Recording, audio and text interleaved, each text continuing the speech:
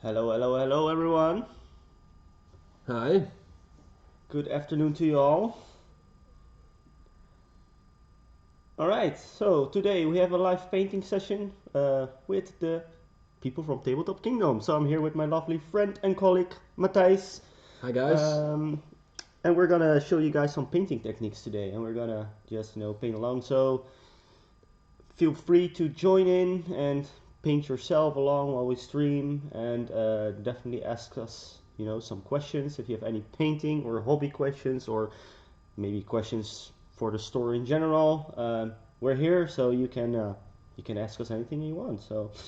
Um, so we got a schedule as you've seen in the screen before. So we have a few things we're gonna do today. So for example, I'm gonna start with painting some B1s, which is showing you guys how contrast works for a little bit.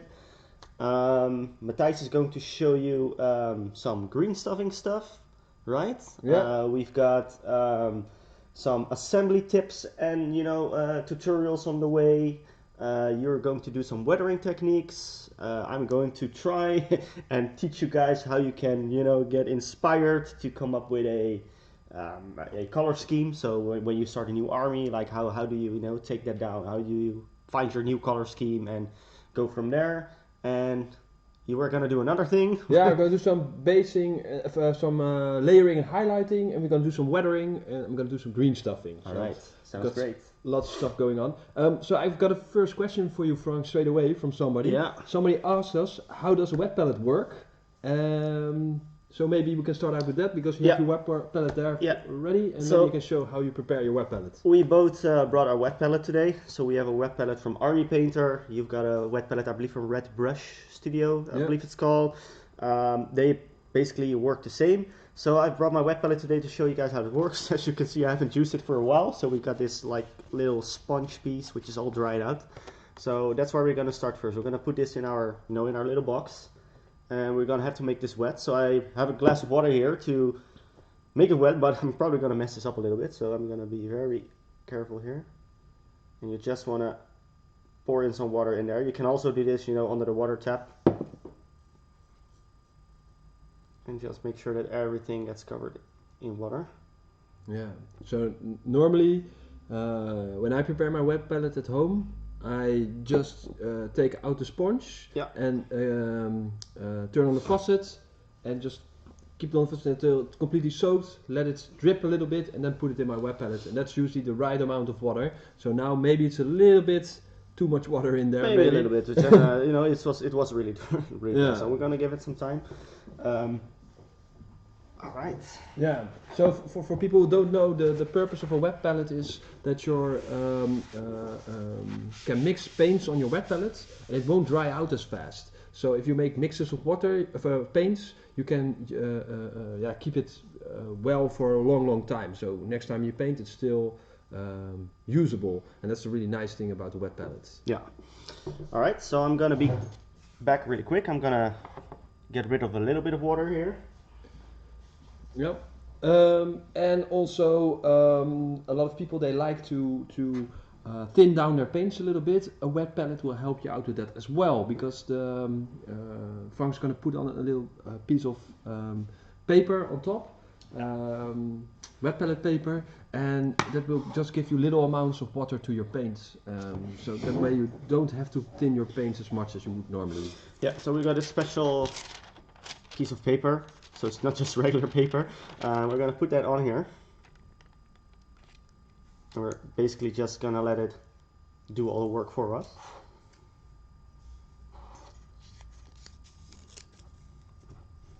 But yeah, I honestly use a wet palette. Since I've been using the wet palette, I haven't used anything else except for a few other things like this, which I will be coming back into for a second. But yeah, like Matthijs said, it is like amazing when you do a lot of mixes, that your paint doesn't dry out very fast, and you can basically just paint the whole day with the same color. Yeah. Because it doesn't dry out. Yeah, and even if you finish with painting and you put your wet palette in the refrigerator, it will stay well your paints even longer. So yeah. Yeah, and also like you told yourself, it really helps with thinning your paints. It's just overall very much smoother. So if you haven't got a wet palette, it's definitely something I can advise getting if you're, you know, want to up your game in painting, or if you want to start with painting. A wet palette is definitely a great one. So This one spot that doesn't get wet, it's probably because I haven't used it for a very, very long while, and it might be a little bit of paint that has been, you know, that came through a little bit, but it's not the worst. I've got one extra, so. yeah, luckily usually if you buy a refill pack of paper, you will also get an extra piece of foam. Yeah. So All right, so our first stop is B1s and contrast paint, because contrast paint is quite a new product from Citadel. It's been there for, I think, now like a year or something. yeah, something like that. And a lot of people are still wondering, what is contrast? How do I use contrast? What is contrast good for? So let's start there first. So what is contrast? Contrast is basically a paint. I always explain it to people like it's a base coat color mixed with a shade. So the idea of a contrast paint is when you put it on, you know, your primer, you're getting an instant, you know, really cool looking effect of having shades and a really strong color tone.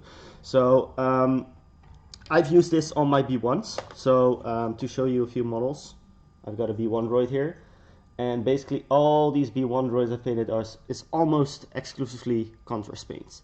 So the only thing that isn't contrast basically on this this model is the red colors that you see and the battle damage on there. And that's also another thing that a lot of people wonder. Can you use regular paints over contrast paints? Yes, you can. So you don't have to use exclusively contrast paints. You can combine it. Just make sure that your contrast paint is dry before you apply other colors, because if you mix other colors with contrast paint, it might get a little bit messy. But I'm going to show you guys in a while how I painted these B1s, so stay tuned. And another real cool thing with contrast paint is you can use it on a lot of different primers.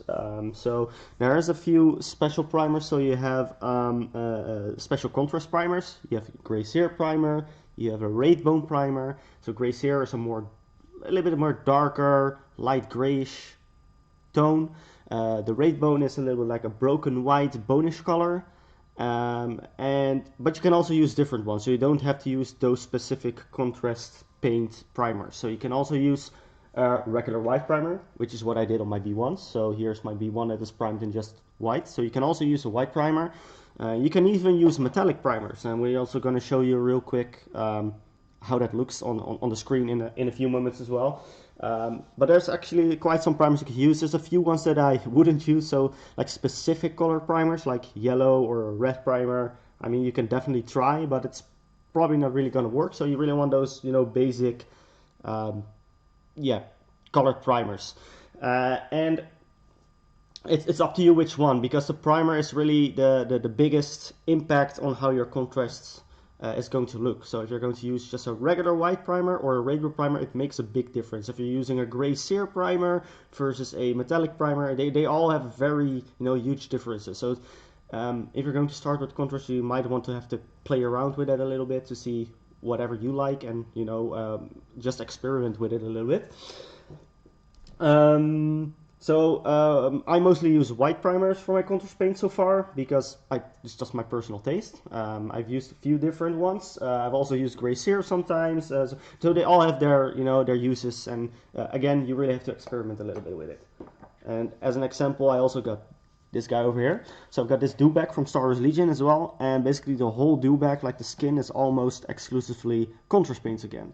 So for example, what I did with this guy is I primed this one with, I actually primed this one with a Grey Sear because I wanted a little bit of a darker tone in the white color. So this is why I used the Grey Sear primer. But again, this is a contrast paint, so I used the green contrast paint to do all the skin. And as you can see, it's like just 2 layers of contrast paints here, and a little small dry brush. So as you can see, there's so much detail popping out, and there's so much shading effect, and that's really what the strength is about contrast paint. So it's really, you know, a very quick and effective way of making cool, you know, shade effects and getting a quick, you know, base coat and shade on your model. Also, what's really nice about contrast is there's a huge range of a lot of colors. So you basically any color that you can imagine is probably already out there. And you can do some cool tricks. So I'm not sure if it's very noticeable on the camera, but after the first layer dried on this dewback, I did a second one just on the top to make like a very, very small blending effect. So you have a little bit darker scales on top and a little bit lighter scales down here. So yeah, lots of cool things you can do with contrast paint. Yeah, all right, get started. Yeah. So let's get started. So yeah, B1s and contrast paint. So I'm gonna get rid of this one for a moment because I'm not gonna use that for now. But I'm gonna use this, very generic palette because with contrast paints, having these like little gaps is going to help me a lot with mixing. So I'm gonna show you guys how I did my B1s. So I'm gonna grab this this B1 Sergeant right here, and let's get started. So what I did with this B1s is I used two contrast colors. I used Skeleton Horde, and I used the contrast paint Agarose Dunes. So with contrast paints, be sure to give them a very good shake, just better than normal, because somehow contrast paints are very sensitive for if you haven't used them for a while. So give them a very, very good shake. Yeah, they shift very quickly. Yeah. All right. So those are the two colors we're gonna need, and also what you're gonna need is contrast medium. So some of you guys may already know a Lamium medium. Lamium medium is basically a sort of like a paint thinner, so you use that to make your own glazes, to thin down some paints. And you also got contrast medium, which is the same thing but for contrast paints, because contrast paints have like a different formula than other paints, so this is why it has its special own medium. So definitely use this medium if you want to thin down your contrast paints rather than anything else. And also one tip I can give you about contrast paints, this is why I don't use the wet palette as well. Avoid using water as much as possible with your contrast paints, because water and contrast paints, in my experience, doesn't really go well. So, when you clean your brush, try to dry your brush a little bit with a piece of toilet paper. I would personally not use a wet palette when using contrast paints, because try and avoid as much using water with contrast as possible. But I'm also going to show you a little trick about this as well. So I'm going to also take a piece of toilet paper. We're going to need that as well. And we're going to paint up this B1 droid. So first I'm going to grab the color Skeleton Horde. And I'm going to put like 3 parts, like 3 brush parts in this piece over here. Alright, so then I'll need to clean my brush. And then important, like I said, try and dry my brush as much as possible on this piece of toilet paper, because I want to avoid, get rid of just most of the water so it doesn't get mixed in my contrast paint. So the next step, Agarose Dunes. We just need a little bit of this, so just 1 part. So I'm just gonna put in my brush there one time and put it in the same area as the Skeleton Horde. Wash my brush again. And again, get rid of all that water, because I don't want any water in my brush. Alright, so next step, the contrast medium. We're gonna put this just also in one of these places. And it doesn't really matter how much, because I'm just gonna use this constantly. So keep that separate. Alright, and I'm also not gonna wash my brush in water this time. I'm just gonna wipe it off a little bit on the toilet paper. So from now on, what I'm going to do is I'm going to first mix this 2 colors, so the Agarose Dunes Skeleton Horde. Mix them together. And there you go. That's also a question I hear a lot about people. Can you mix contrast paints? Yes, you can mix contrast paints. Some probably work a little bit better than others, but in general, you can mix contrast paints just like you mix regular paints. All right. So the B1 Battle Droid, here's what we're going to do. So first off, I'm just gonna put some paint on my brush and put this all over my B1. Do you sometimes mix contrast paints with regular paints? I was asking. Like mixes like this, just like mixing colors like this. No. I personally don't do it, because, and I honestly have to tell you as well, I haven't tried it, but I honestly can imagine that it works, because it's just, there's very, very different paint. So contrast paint is very like a shade-like paint, so it's very thin, but it's also a little bit thicker than a paint, or than a shade, sorry. But yeah, I don't advise mixing them with regular colors, honestly. It loses all its properties, the contrast paint. Maybe there's a hidden gem out there that makes something very cool, but in general, I probably wouldn't advise it. All right, so, and this is actually quite, I don't want to say boring, but the like very general easy part. I'm just gonna put this all over my B1. And sometimes I already try to, so for example, over here, where it starts pulling, where there's like too much getting in at like the same place, I'm just gonna already try and spread it a little bit all over the model.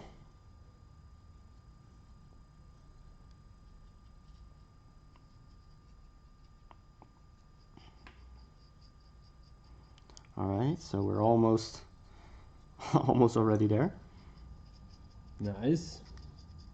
And this is amazing about contrast paints with a lot of models probably, but also with if you're planning on, painting those hordes of B1s, contrast is your big friend, your best friend. Alright, so now that I've put the contrast paint on like every part of the model, just gonna double check if I got everything. Alright, so here's the next thing. I'm gonna wipe as much paint as possible on this piece of toilet paper so that I don't barely have any paint left on my brush. Now I'm gonna dip it in that contrast medium that I put here. And after that I'm gonna get rid of a little bit of that contrast medium of the toilet paper, and then I'm gonna use my brush to get rid of some places that I think there's too much contrast paint. So for example, the head over here, I want this to be not as streaky, so because like a shade it can get a little bit like streaky, or you get a little bit of stripes. So to get rid of that, I'm going to use that contrast medium on my brush instead of water. That's why you don't want to use water, to get rid of some of that excess paint. So because, for example, I want this head to be as smooth as possible. So as you can see, probably, maybe, is that it gets a little bit lighter over here than the rest of the model. And you don't have to do this like on the whole model. You're just trying to, look for those specific spots where you think like, okay, so there's a little bit too much paint over there, I'm gonna get rid of it. So for example, here on the legs, there's a little bit too much. So I want to get rid of that. And because I'm, my brush is like covered in that contrast medium, it's going to keep its like, I'm not sure if it's the right word, but consistency. So it should look really like smooth when you get rid of that paint, and not make any weird like brush strokes or streaks or anything like that. So his chest, of course, for example, also is like a very flat part, so there's a lot of light getting on there, so I want that to be as smooth as possible as well. So I'm gonna use that contrast medium to get rid of most of the contrast paint right there.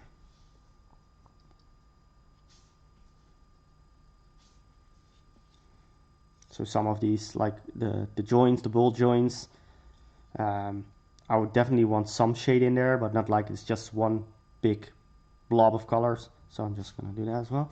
So I also missed a little piece here, and that's no problem at all. So I'm just gonna wipe off my brush so there's not too much of this contrast medium on there. Gonna grab a little bit of this color. And just, Alright, and so this is what I like about a palette like this. When you work with contrast paints, as you can see, I can, keep going back and forward with these two colors, and even multiple colors if I want to. Alright, so that's actually the base color of a B1 Battledroid with contrast paint. So as you can see, it's quite fast, quite easy. So Aaron has painted 40 B1 Battledroids. How long do you take roughly on painting a unit of B1s? A unit of B1s. Depends a little bit on how how distracted I am. But I think I could probably finish a whole 9-man V1 squad in maybe 3 hours, something like that, in this way. Nice. And I must be honest, I'm not the quickest painter per se, so but I think if I really, put my mind to it and focus on it, it should be, all the 9 dudes in the squad should be done in like 3 hours, I think. Yeah. So we had another question about contrast paint. Yeah. And it was, what is the difference between a Genital highlighted model and a flat primed model? What's going to be the effect of the colors? So we primed 2 models. One we did the Genital highlight. Yeah. For people who don't know what's a Genital highlight, the idea of a Genital highlight is first you prime your model in a dark color. So I'm going to show you a model here that has been Genital highlighted. Let me see. Oh, here we go. Yeah, sorry, I was looking at the wrong screen. So if you look from the top, it looks almost primed white, and if you look from the bottom, it's really dark. So that's a Genital highlight primer. So you prime it to dark, and then from a small distance, a small amount of lighter primer on top, and it gives you all the details and all the recesses of your model. So we're going to show what is the effect on the 2 different types of primer. All right. Yeah, and I also got a quick example here. I also did a Genital highlight on these models this morning, but it's the same idea. So prime black and then used a white primer on top, so you get this. And the benefit of it is you get the best of both worlds, right? Because you use dark primers to make your models more dark looking, or the colors more dark, and the white ones to make it more brighter. But with Genital highlighting you get a little bit best of both worlds. So what I like about Genital highlighting is I can still make like darkish colored models, but every color has a good coverage. So if I want to, for example, make his cloaks all of a sudden yellow, I don't have to worry about that. It's just a black undercoat. It still has a pretty good coverage as well.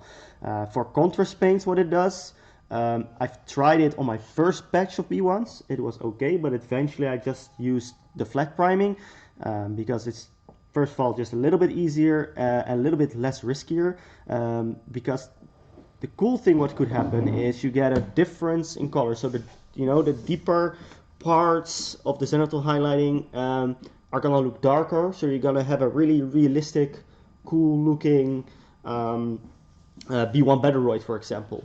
However, you have to be sometimes really precise with your priming, because if some parts are too dark or still like too much black undercoat, then also your contrast doesn't do anything, because contrast on black, doesn't do anything. You don't see anything. So it can be a little bit risky. So which is the reason why I just went over to a full white priming.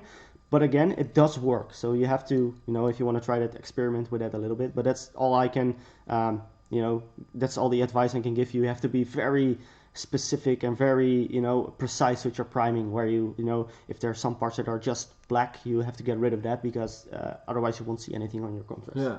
So let's apply maybe on the example models on the cloaks, some contrast paint on the Genital one and the base paint one, if you like. Yeah. All right. So what I was just doing here is, this is what I also do with my B1s, for all you guys who are going to paint your B1s in this way, is during the drying process, I'm going to keep looking at them. So if you're going to batch paint them, that's fine. That's also what I do, but you have to keep going back to all of them. And, because the paint's still flowing, and still sometimes, it takes a while before it settles in. So, for example, there was a little part here that started pooling, but it wasn't pooling at the start. So, you have to keep going back and forward to them to, keep an eye on them, like where they start pooling, and have to use that contrast medium again to get rid of those pieces. So for example, I see one here right now. So in this little gap over here, there's a little bit like see there's a little hole over here, but this one is like filled with paint, so I'm going to get rid of that. I'm going to grab a little bit of that contrast medium again, and just get rid of all that excess paint.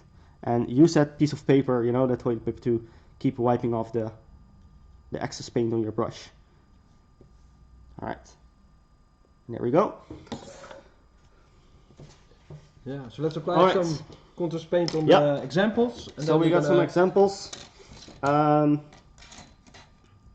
right, so we got the first one is just a plain, right? This is the plain one, the rainbow one. So let's just grab maybe a color that's a little bit more stronger than the bone colors. So I'm gonna grab a red color here.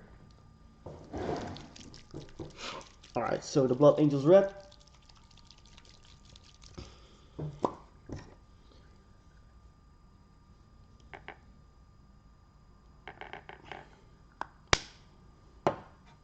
Alright, so I'm gonna take the cloak. I think the cloak is a really good one. So we have this cloak over here, and that's also a really quick thing I can tell you about contrast.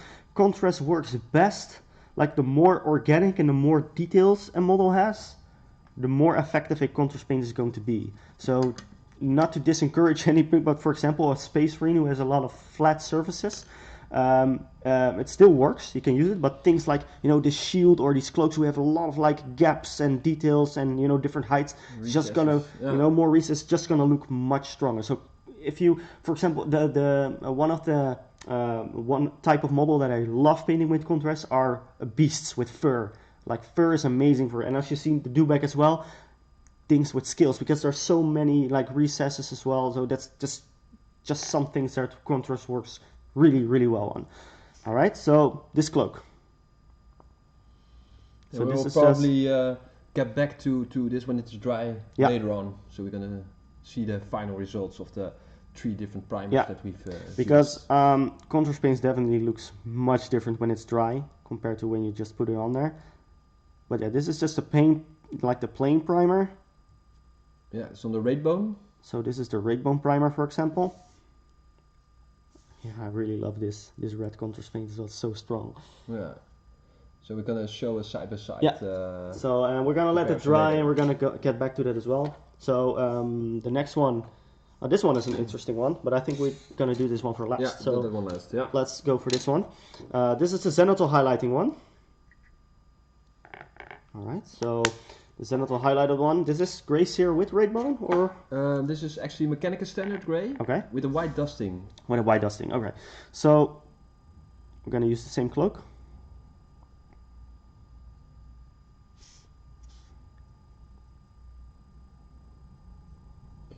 And what kind of brush do you use?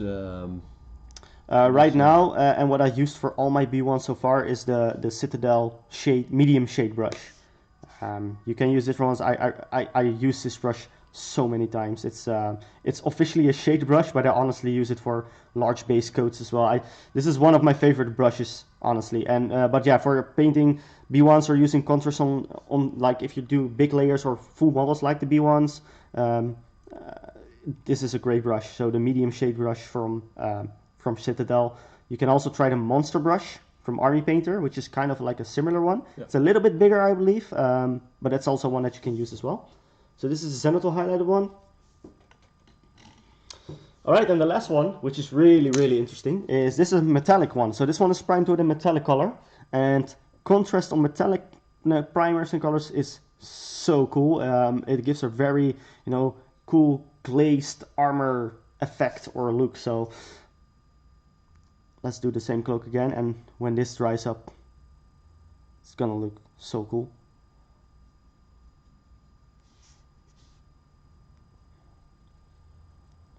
All right, so yeah, so we're about to wrap up the contrast paint section. So if you guys have any more questions about contrast, you know, you can always ask them later as well. But and we will show the final results when they're dry later on. Definitely, we're gonna dry them. And so contrast, the drying time, I believe everyone always say about half an hour. I always keep them dry for I think, I don't know, until it's dry, but I think on average it takes about like 45 to an hour, I think, to dry. So give it some time. One thing to show people, see here, this is a miniature. I've painted just very easily one layer, but this one is done with a Genital highlight of black and white, so this is really extreme. And the shirt you see here, or his jacket, is done with contrast paints. So I hope it's the snakebite leather contrast paint. I hope you can see it a little bit what the effect is, like this. So you get some real extra shading in your recesses. So it's a cool thing to do, but your colors will turn out a little bit different if you use a Genital Highlight than you do with a flat highlight. All right, and just to wrap it up for you guys really quickly, of course some finished B1s more. So again, these are the B1s I've painted. They're basically almost contrast paint. So of course I'm just gonna call it skin. It's not skin, but like the skin color or the metallic color for the B1s. This is the mix that I just showed you, using that contrast paint to get rid of that streaks and make it as smooth as possible. Also the weapons, so like the rocket launcher here and the E5 blaster, for example, they're all also done with contrast paints. The Black Templar one, which is a really nice contrast paint just for using on weapons, and it's a little bit. The Black Templar contrast paint feels like it's thicker than all the other contrast paints somehow, so you can use it basically on almost any color that you painted or any primer, and it's an amazing way to paint black weapons like this, for example. And then as always, as you can see, I used regular paints to highlight those guns as well. So again, you can use regular paints on your contrast paints when it's dry to still highlight it as much as you wish. And then we also have some weathering techniques, which Matthijs will cover for you today, so I'm not going to tell you that right now. But yeah, these are the B1s I did, and so like 90% of these models are contrast paints. So yeah, contrast is really a great tool in the new in the Citadel painting range. So definitely advise you check it out if you haven't tried it, or if you want to paint an army real quickly, or there's just some armies. Again, for example, like the Separatists who have B1 droids like in Hordes and just all of the same color. It's really nice to use contrast to speed up things and make it really pop and still look really good. So, all right. So, Matthijs, it's up to you now. I'm gonna switch over the camera for just a moment so we can set up Matthijs' setup, and we will get back with you guys in like 3 minutes or something, 2 or 3 minutes. So be right back.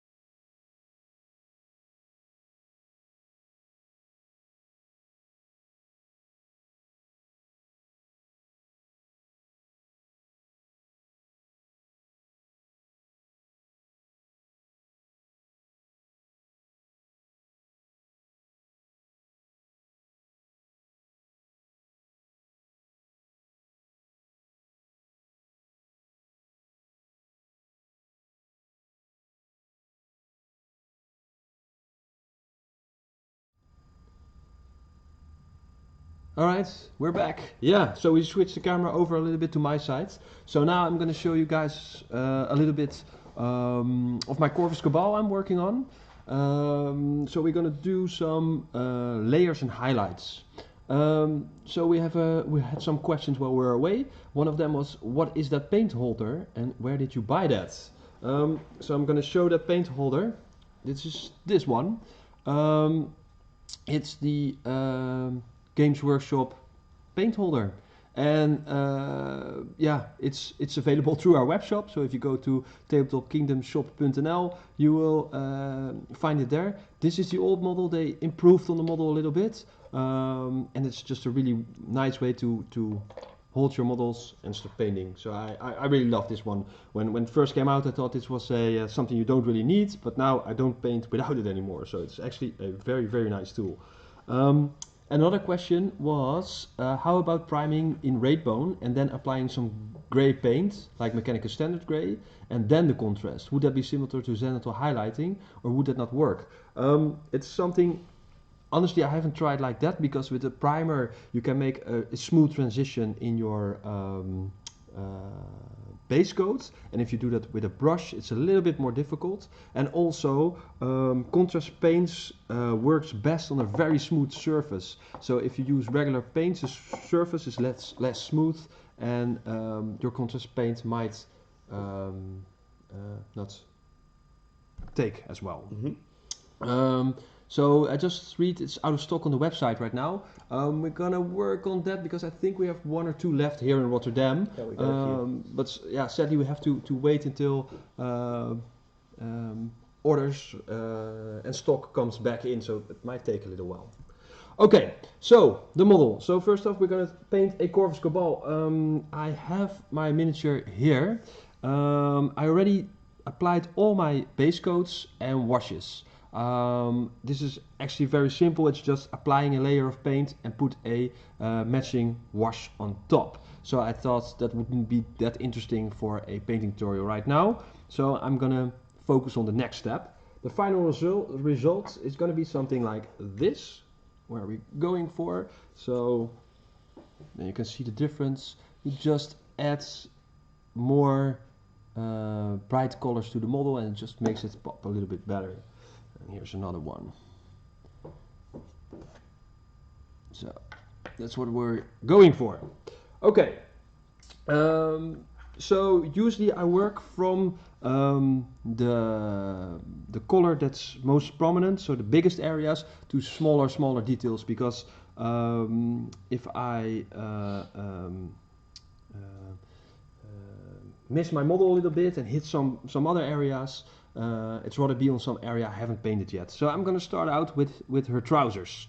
The trousers are pretty big. So the first layer I applied was 1000 Suns blue, and did a blue wash on top. That's a Drakenhof Nightshade. So now I'm going back to my base color, which is 1000 Suns blue, and start repainting the trousers. So we're gonna take a little bit of 1000 Suns blue, and I'm just gonna start repainting her trousers.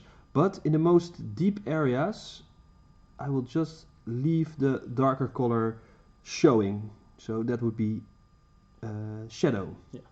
So the paint holder, it was actually meant about these ones. Oh, okay. Sorry about that. No, that's okay. But these are actually from the Citadel painting box or project boxes. You have 2 sizes. One is called project box, and I think one is called painting box. Just gonna quickly show you which ones those are. So I'm gonna show this one because it's easier. It's a small one. So just very quickly, it's these boxes. You should also be able to order those on our website as well. There's a few things. Those racks, you can see them here. They come with the boxes, so you can buy these boxes. And what's really nice about these boxes as well, I'm gonna show that really quick as well, is underneath those racks, there's also like these trays where you can put in more paints, and specifically your bigger pots like the shades and the texture paints.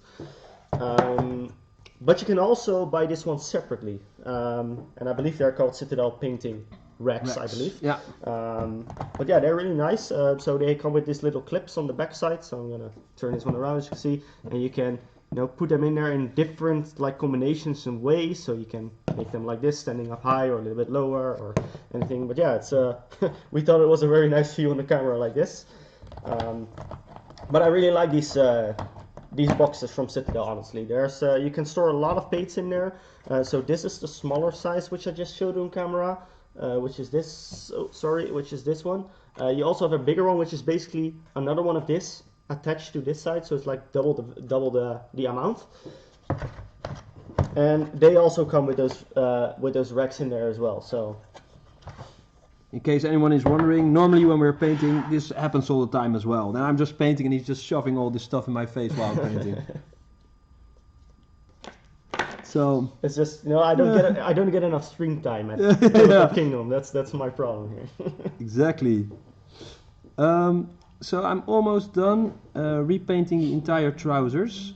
I just go over some areas a second time just to make sure it covers nicely. Yeah, double check if I'm still in frame. So there we go. If you want, you could do it like this. Just do repaint the same color after you applied the washes, and just leave it like that, and it's already starts to look really nice. But I want to add a little bit extra detail, so I'm going to add an extra highlight. The idea of a highlight is that you will paint with a lighter color just on all the raised areas of the model. So just to exaggerate the lighting of your model. Your models are so small, so they don't catch a lot of light, they don't make a lot of shadow on the miniature, so colors always look really flat, so we have to artificially make all this shading and lighting on your miniatures. So for that I use a lighter version of this paint, and it's called Aramon Blue. I just dropped my brush. Oh, there it is. So the same thing, I'm gonna grab my Aramon Blue, shake it well. That's also a good tip. Yeah, shake it well. And don't drop your brushes. Don't brush your brush. Also a very pro painting tip. You might heard it already. Another little tool, we're just talking all about our little tools we're using today. Another little tool I really enjoy, I discovered a little while ago, are mixing balls. And mixing balls are little steel balls that you can drop in your paint. And then when you shake your brush, the little metal ball will go all the way through your pot, and it will mix your paints better. Or when it starts to dry up in the bottom a little bit, it will break that up a little bit, and that just improves the longevity of your paints. So mixing balls, also a really cool product that I really enjoy. Yeah, we usually use the Armor Painter mixing balls. They're really great. Yeah, which is also something I think we both always tell like new painters or people who want to get into painting, which everyone always says, of course, like it looks so hard and it looks impossible and I don't think I can do it. But it's just, you know, we're talking about all these tools, but that's just what painting is. It's using all these, you know, super handy tools, because, for example, a contrast paint basically is also a tool. You know, the paint does the work for you. It's nothing more than just put a big, you know, nice thick coat on your model, on a bright primer, and it already looks really, you know, really solid and really nice and really cool. So yeah, some people say contrast paint is cheating, but I always say it's just another tool in your toolbox. Yeah. And that's just important, just to look at it like that. Everything is tools, and you just use it in the right way. So let me see if I can get a little bit closer. Yeah, the spear is actually a little bit difficult in this model to get it right in frame. Oh, can I read here? So what I do is you have these little lines here, and just with your brush, I just draw a small line on these lines in her trousers. So for example here, these raised areas here, just hit them a little bit with my brush and just give them a little extra paint there, so they will just pop a little bit better, like so. Here we're going to do the same thing. There we go. So that is my highlights. So that's layering and highlights. What I want to show you as well, let's see if we can make it. I'm going to do the skin as well, and just going to give it some extra detail that you can do. So what I'm going to do is, for the skin, I've painted it Cadian flesh tone, did a Raglan flesh shade wash on top, then it looks like this. So I'm going to repaint it with Cadian flesh tone. We also got a question from somebody who wanted to start with painting, and he was wondering, yeah, what do you need to start with painting? So what products do you need, or where to start? And that's actually a very good question, I think. Mm-hmm. Yeah, so getting started with painted, it can be a little bit of a big step. However, a lot of these, you know, brands and companies have made some very nice, you know, starter sets that you can start with to make it a little bit easier.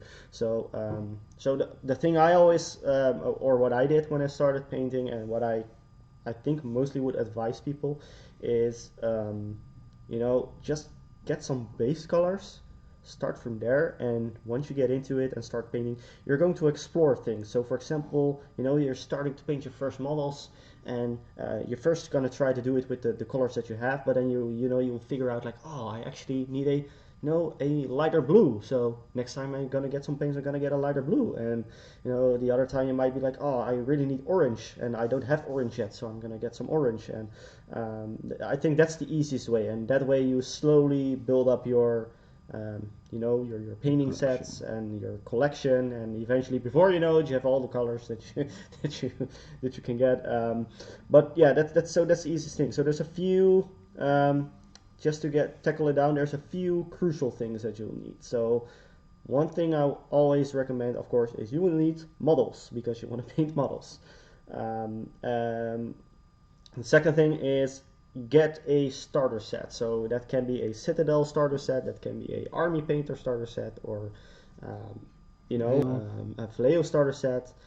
For example, I know from the top of my head, both Citadel and Army Painter have some starter sets with models as well, which is really nice. So then you make it complete.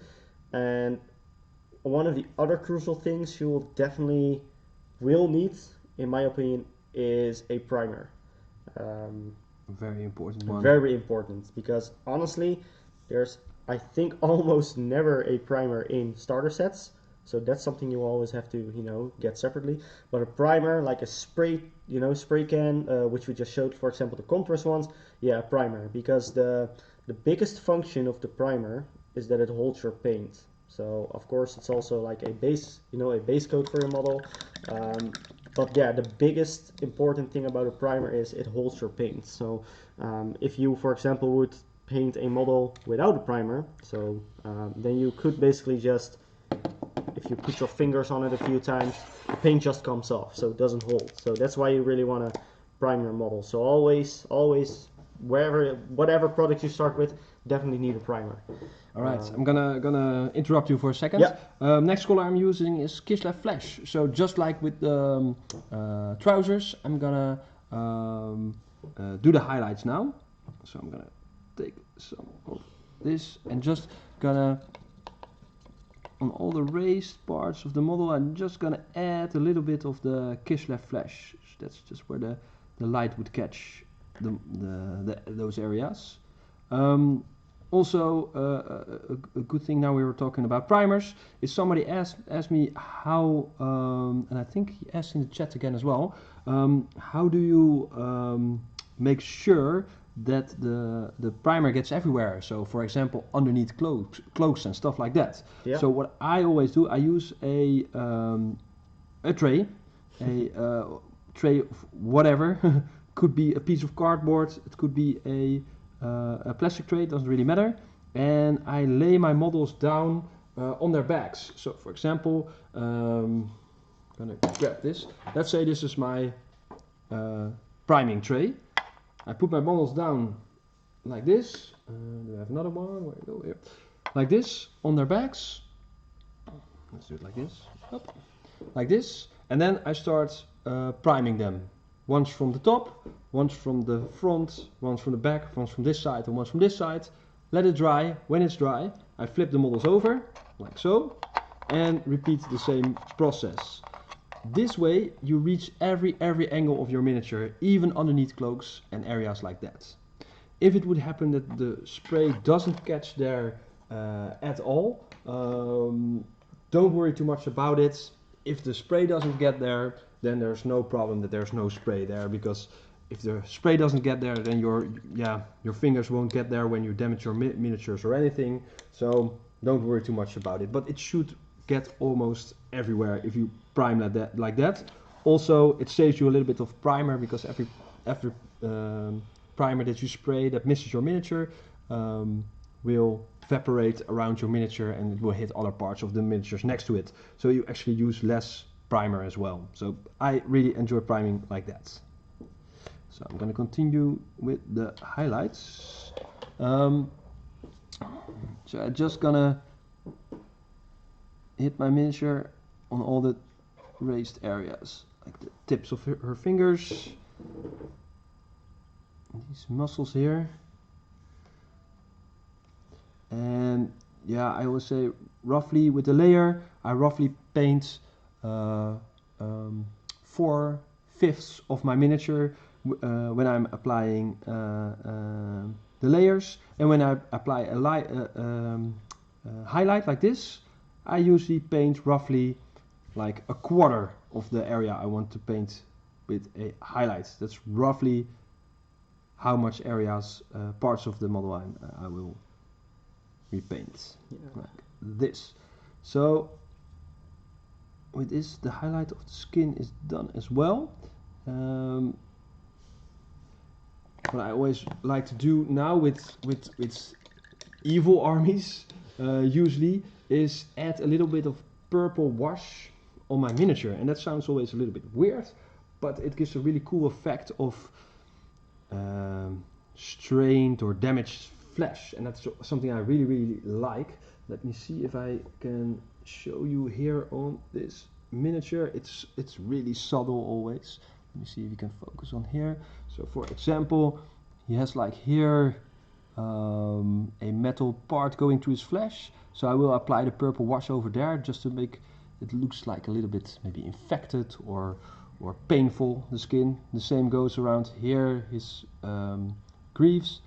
I will apply a little bit of the watered down purple wash, I'm going to show you later, over there.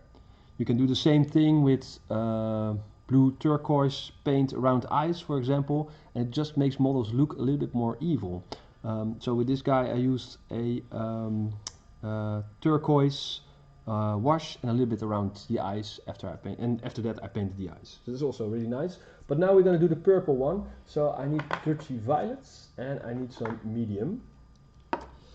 So just take a little bit. Well, hello Ignis, no problem. Thank you for joining. And yeah, Soulflame asked us or says, I think if COVID is finally over, it would be great if you guys hosted beginner paint sessions in the shop. And that's also something that we have been planning. Yeah. And something we definitely will do once the lockdown and all the crazy coronavirus business is over. Yeah. So some medium and some wash, roughly 50-50. Mix it 50-50. Just to tone down that wash a little bit. So there we go. Then we're gonna grab the model again, and just we're gonna take a look at the model where these areas of the skin would be that would look a little bit more painful. So again, around these our arms here, those, yeah, you call this, how do you call these things? Do you know that, Frank? These pieces of armor around your wrist. Wristbands. Wristbands? Yeah, I think they have a better name than that, but braces? Yeah, bracers. Bracers? Oh yeah, bracers. Yeah, not braces. I think bracers. Braces is in your mouth. That's in your mouth. That's true. Also a nice piece of armor. Yeah. Maybe a little bit here in her chin, and there at the start of her legs. This is really subtle, but I like it. Like this. There we go. Just give her a little bit more detail on her skin. That's starting to look nice already. Yeah, it's like I said, subtle and maybe a little bit difficult to see here on camera, but yeah, it's a nice little detail. Let me see.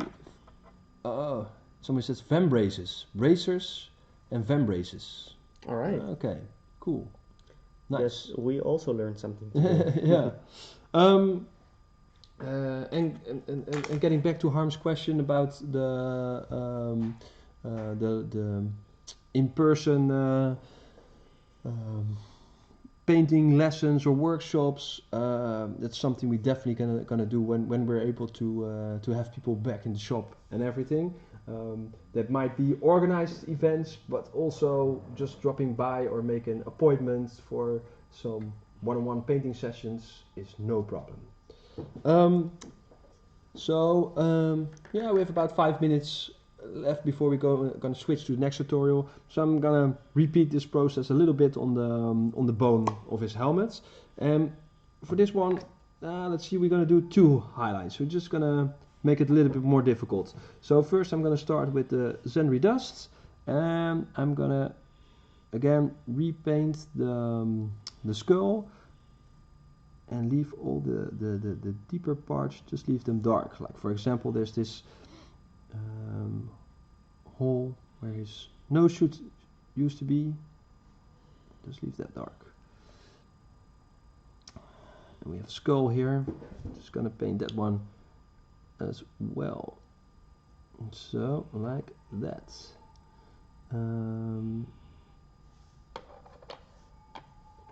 Just leave a little bit of the darker color around where the skull meets the ground. There we go. So that was the layer. So the first highlight, again, just like we did before, I'm going to use how's it called? Shop the bone.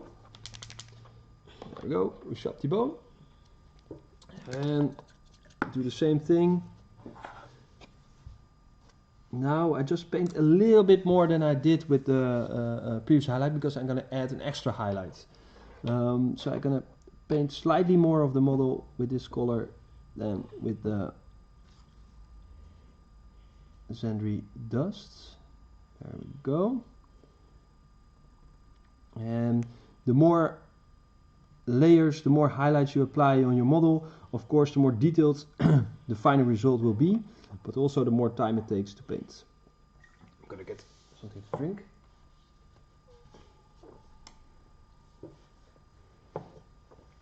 Sorry about that. And then we have the skull on the base. With that skull I usually paint the teeth of the skull only with the last highlight paint, because they're so tiny. Adding all these layers and highlights, yeah, it definitely not going to see that. So there we go.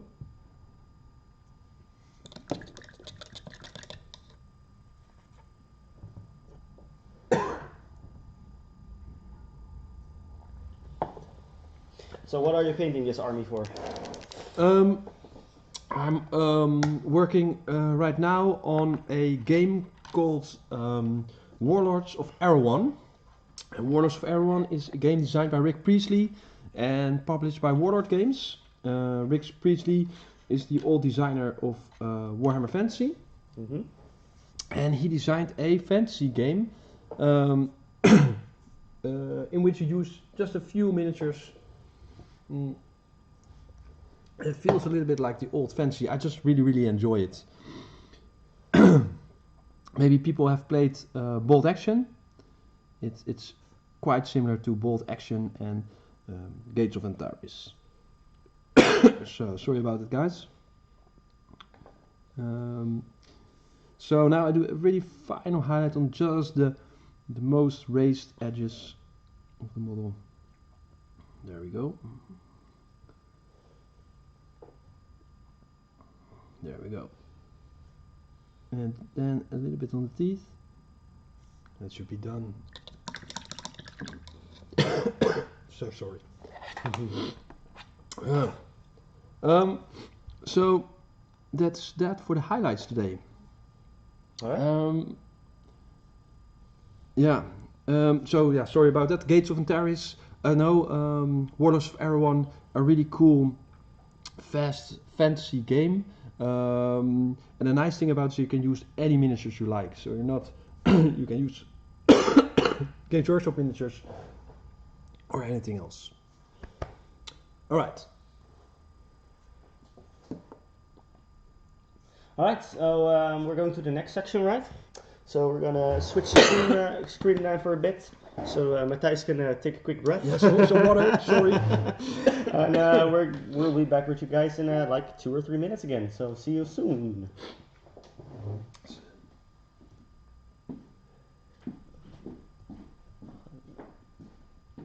Goed, dat water.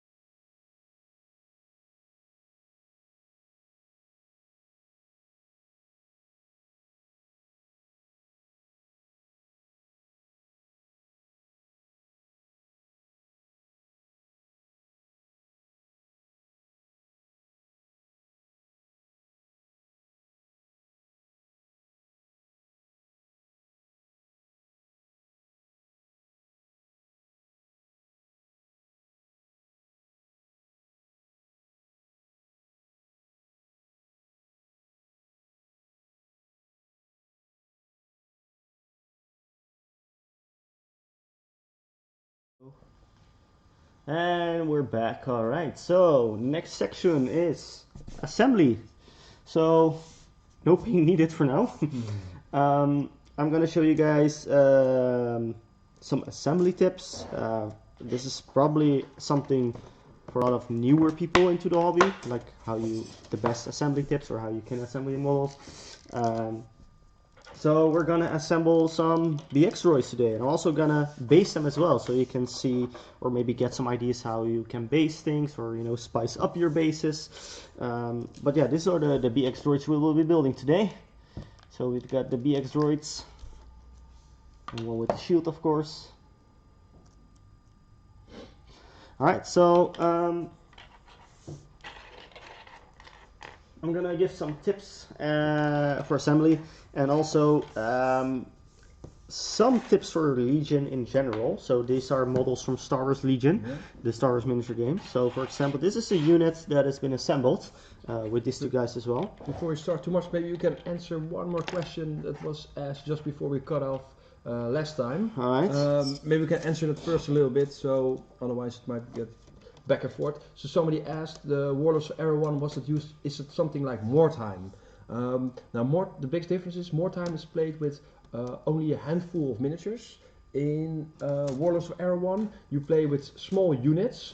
They are in between 5 to 10 miniatures, and you have roughly somewhere about 8 to 10 activations on the table, so a combination of monsters, war machines and units. So usually you play with around 40 miniatures or something like that on the table.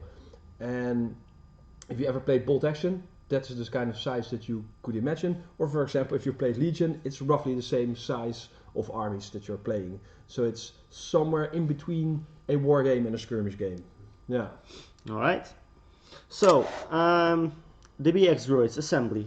So specific for Legion, these are the models that has been assembled according to the book and the box. So there's a fixed amount of models that you can build, and there's one thing people sometimes ask me in Legion is try to make my models in Legion as diverse as possible, give them different poses, because just from the box they are like fixed models.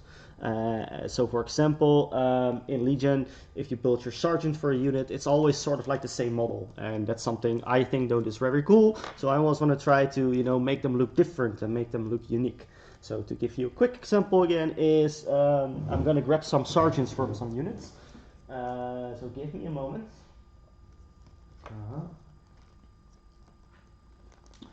Alright, so for example, for a B1 unit, this is the, here we go again with the B1s, but this is like the standard sergeant from a B1 unit. So this is how the book tells me how to build him, and this is this. But there's 6 units of these guys, and I don't want all of the 6 of the sergeants to just take a look through the binoculars. So for example, here I have a sergeant from a different unit. So he's still holding the binoculars to, make sure or tell the other players like this is a sergeant of the unit. He still stands out as a sergeant, but instead of putting him on the standing body, I put him on a different body. So I put him on the kneeling body, and I also gave him a bit from a different kit. So this bit is actually from a Step Rider kit, so it's not the B1 kit, but it's from a different sprue. But it's still B1 arm, and I sort of it's just like a very small bit swap out conversion to make him look different. So now I don't have the same sergeant, and it's a little bit different. And the same goes for this sergeant from the other unit, the blue unit. So as you can see, it's quite similar to the first one, but just a very small adjustment or change in the arms makes it still a very different or unique model. And you can do the same with heavy weapons. So for example, this is how the book tells me how to assemble a heavy weapon, which is just the standard pose. But then again, I also, for example, swapped out that one with, well, you guessed it probably alright, but here we have the same rocket launcher model, but we put him on a different body. So this one is kneeling instead of, standing up. Or we have this one, which is like a more idle stand. So he's maybe, looking for its targets or trying to reload or anything like that. So, you know, you can make your models very like different and unique every time, even with the same bits, just swapping out like different bodies and stuff. And that's what I'm going to do with my BX droids today. So I'm still going to give you all the basics on how to how assembly works, but just to give you also quick about how you can, you know, make your models different from the other ones, from the same kits or anything. This is also a great example which I'm going to show you today. So for example, this is the sergeant from the first unit, and I'm going to build another sergeant today, but I want to make him different than this one. So that's what we're going to do today, and let's see how many models we can build today. So what do you need for assembly? I'm going to get rid of these guys for a moment. And we need a pair of clippers. So I'm equipped with all all Citadel tools, but you know, you've got Army Painter tools, you got the Gale Force 9 tools. They're all really nice hobby tools that you can use. So sorry, again, clippers. We've got a hobby knife, and we've got this one, which is quite unique to Citadel, but this is a mold line remover, which is also a really nice tool to have in your arsenal. So all right, let's go. So of course, again, I always recommend, if you start with your first kit, of course, you always get a guide, a booklet, which tells you how to assemble. Always use that as well. So eventually when you've built a few models and you're going to, you know, do some conversions, then you can skip this, but for your first few kits, always try and look for the book.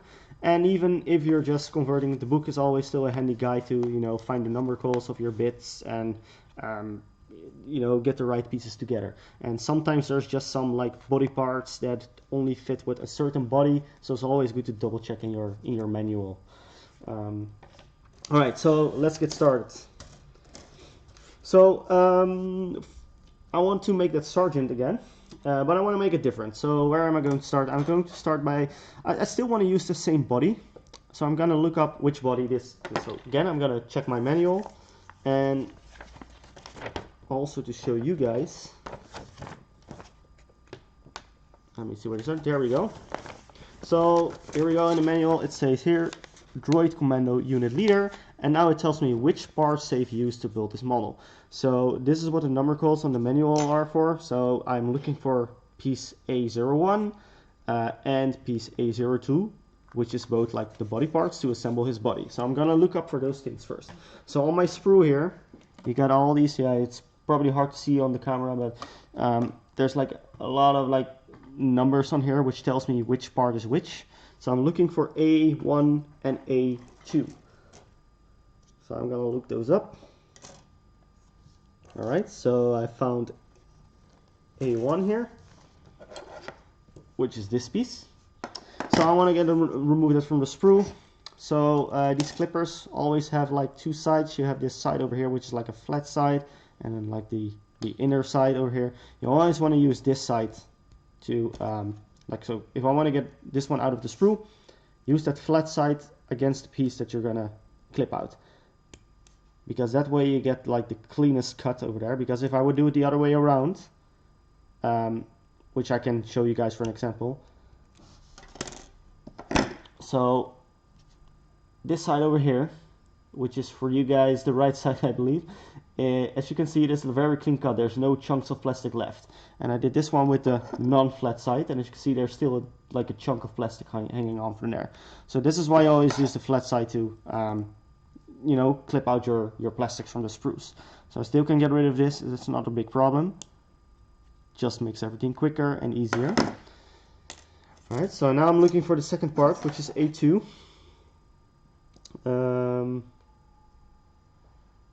So let me see where this thing is. There we go, A2. And again, I use the flat side to clip that out. And now we got our body part. So I'm going to start with this first. So the second thing I always do with my plastic is clean them up, because a lot of plastics will have mold lines, will have like little chunks of plastic from where you clip them out from the sprue.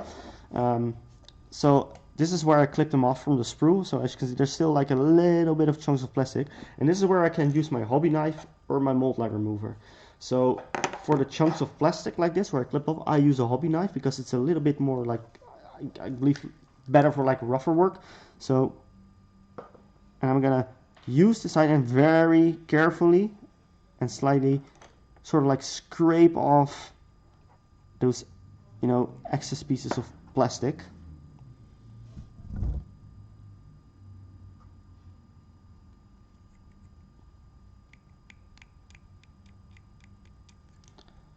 Alright, so and that way it's all clean and flat, and that can be important sometimes. So for example, because sometimes you will have to, you know, put other pieces of plastic on there, or for example this guy has to be put on a base, and if there's like still like all these excess pieces of plastic on there, you might not be able to fit on his base very nicely. So this is why you want to clean them up as well. So next thing we're going to do is looking for mold lines, which is going to be honestly very hard to show you guys in this camera. But some of these models will have like the mold lines going there, which is like a line going through your model, which just looks very silly. So you want to get rid of that before you start painting. So honestly, these models don't have a whole lot, but there's one very small one which you probably can't see on the camera.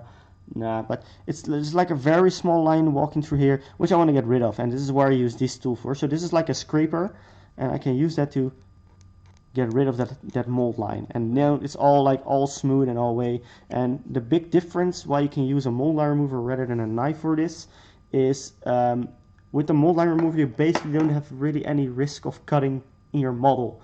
So with a knife, if I would do that, I could accidentally, you know, if I do it too rough or too far, I can actually cut up my model. So I don't want that to happen, which is really nice, which is really nice thing about the mold line remover. It's just like more safe and very good for removing mold lines. Yeah, for people who don't know, a mold line is actually when they are making the models, you have two parts of a mold that are put together, and they inject plastic into the mold, and then the two parts are released. But where the two pieces of mold meet, they will leave a little line on your miniature. But the nice thing to know about this is a mold line will always run in one straight line over your entire miniature. So if you find a mold line somewhere on your miniature, just follow that line around your miniature, and it will always go around completely around your miniature. So they're actually very easy to find, and you don't have to search your miniature everywhere, because you always can remember that the mold line is always a straight line moving around your miniature. Alright, so we've got these two body parts now, and they are basically ready to, you know, glue together. But before you always glue your models, is something we always do. It's called dry fitting. Before you put any glue in there, just make sure it's the right piece, and, you know, just for yourself to see how the piece should actually fit before you actually glue it, because that way you know what you're doing, and once you put down the glue on it, you actually know where to put it. So for example, if you would put on glue first, so you haven't dry fitted it, and you might, you know, don't really know where to put it, and everything goes wrong, then your whole model is suddenly covered into glue. Just becomes a really messy job. So always dry fit first. So I'm going to dry fit this piece of body here. It looks like it fits very nicely. There's no weird gaps. So now I know that this is the right piece and it all works well. So now I can grab my plastic glue and actually glue this piece together. Yeah, so maybe it's interesting to know the difference between plastic glue and super glue. So you got plastic glue and we have super glue. So for example, we got a Revell plastic glue here and we got an Army Painter super glue here. So plastic glue, big difference is it actually like melts the two pieces together. So when you put your plastic glue in the plastic and you put your plastic on it and, you know, push it together, let it dry for a moment, it actually molds those pieces, like, you know, melts or molds them together, and they basically almost become inseparable, which is really, you know, the positive thing about using plastic glue on your plastic miniatures. Super glue is a different glue, of course, but you use it especially for like different types of materials, because it doesn't melt things together, so it's just like basically sticks things together. So you in theory always can snap it off again, but it makes like a dry surface between those two models. But you use super glue for things like thin models, resin models, basically almost anything that isn't plastic model wise, which is mostly or thin models like metallic models or resin models other than plastic. because of course plastic glue doesn't work on metal because it doesn't melt those components together. So for models that are made out of resin or models that are made out of tin or metallic models, you will need to use super glue for, and for plastic stuff you will need to use plastic glue. And you can use super glue for a little bit of other things like green stuff and those kind of things. We also will get to that in a moment as well. But for this model it's plastic, of course, so we're going to use plastic glue to piece it together. Another thing, if you are working with Games Workshop with Legion miniatures, some of the older miniatures are also plastic, but it is really soft plastic, and that doesn't glue with plastic glue. So for those miniatures you need to have super glue as well. And those miniatures are roughly all miniatures that are released before the Clone Wars era miniatures. The first clone miniatures was also that soft plastic though, but roughly around that area. And you usually recognize it because if your models are on a sprue like the BX droids, then you use plastic glue. If they are in little bags with pieces, you use super glue. Alright. We got a question as well. Any tips where there are mold lines through things like fur? How do you remove those? Or do you obscure them as they are hard to remove? A little bit of both, I guess. Sometimes with fur. This is why I always have both a hobby knife and mold line remover. Things like fur or those very small things where mold lines are removed. Sometimes a mold line remover is just a little bit too thick to get in those areas, and with a hobby knife you can get in those really tight spots and very things like fur. You can get in places where you can go with the mold line remover. But on the other hand, things with fur, sometimes the fur itself covers up the mold line. So sometimes I just leave it there and for what it is, and once you paint it over it you won't see a thing. So it's a little bit of both. Sometimes it depends maybe a little bit on how badly looking the mold line is, but most time things like fur I'll just leave it there and paint over it and you won't see a thing. Alright, so what I like to do now is now that I assembled basically the body, so we still of course need the arms and the head, but I like to already glue them on the base, because that way when I search for the other bits it already starts drying, because this glue dries pretty quickly, and then I already have a better hold on the model. So I'm gonna put some glue on the Peter. So you don't need a lot of glue to glue these pieces together. Basically just a drop most of the time is enough. So that's also what a lot of people do, is like use too much glue. You don't have to use very much, just like a little drop out of the thing should be enough. Oh, sorry for that, guys. So what I did here is just trying to center it on the base. Doesn't have to be exactly right. I like my models when they are like as much in the center as possible. So there we go. Sometimes with these plastic glue Frank is using right now with those needles, they can get stuck and the glue won't come out. So a couple of tips if you have that problem is first try to take out the needle. I'm going to show you on the camera here. Just take out the needle, flip them over like this and try it again. Usually the glue will melt the hardened pieces of glue and glue will come out again. If that doesn't help, we usually use here these pieces of strips. They come with garbage bags to close your garbage bags. Take off the plastic and then you have a very thin metallic rod that just fits perfectly in the front of the needle. And give me 1 second because it's a little bit away from me. It fits right in the hole of the needle, and you can just poke through the needle and everything is cleared and you can use your glue again. So if the glue ever gets stuck, try to remove the needle, flip it around, or use a really thin metal rod to poke out the dried out glue. Alright, so the next step is going to be the arms. So again, I'm going to look at my manual because there's a few arm options here which belong to a certain model, but again we want to make this this sergeant different. So I'm not going to use the arm that they show in this manual for my sergeant. I'm just going to take a look at some arms in here and look which one is cool and which one fits on in my sergeant, and go through there. So I like this stretched arm with the gun on there, sorry, so you guys can see it, but there's like a stretched arm here. I like this piece, so I'm going to look up that piece and dry fit it on my sergeant. Yeah. At the meantime, somebody says you can also use a lighter to clean the needle. You can definitely do that, but just be really careful with it because the glue is very flammable. Also, if you clean your needle too much with a lighter, there's a possibility that there is some residues from lighting it inside your needle and it gets stuck again.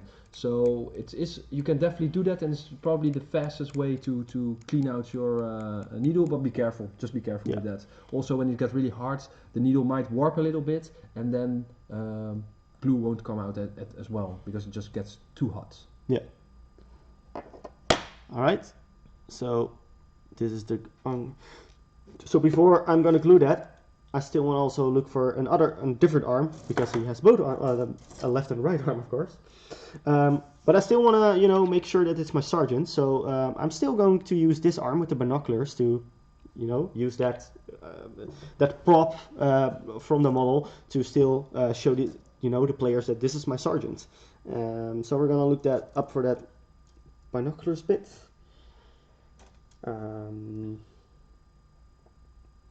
If we can find it, of course.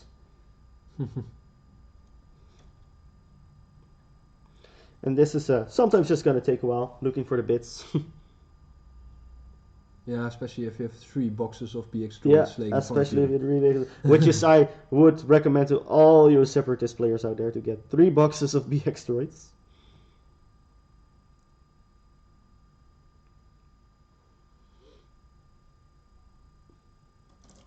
I guess these binoculars just don't want to be found.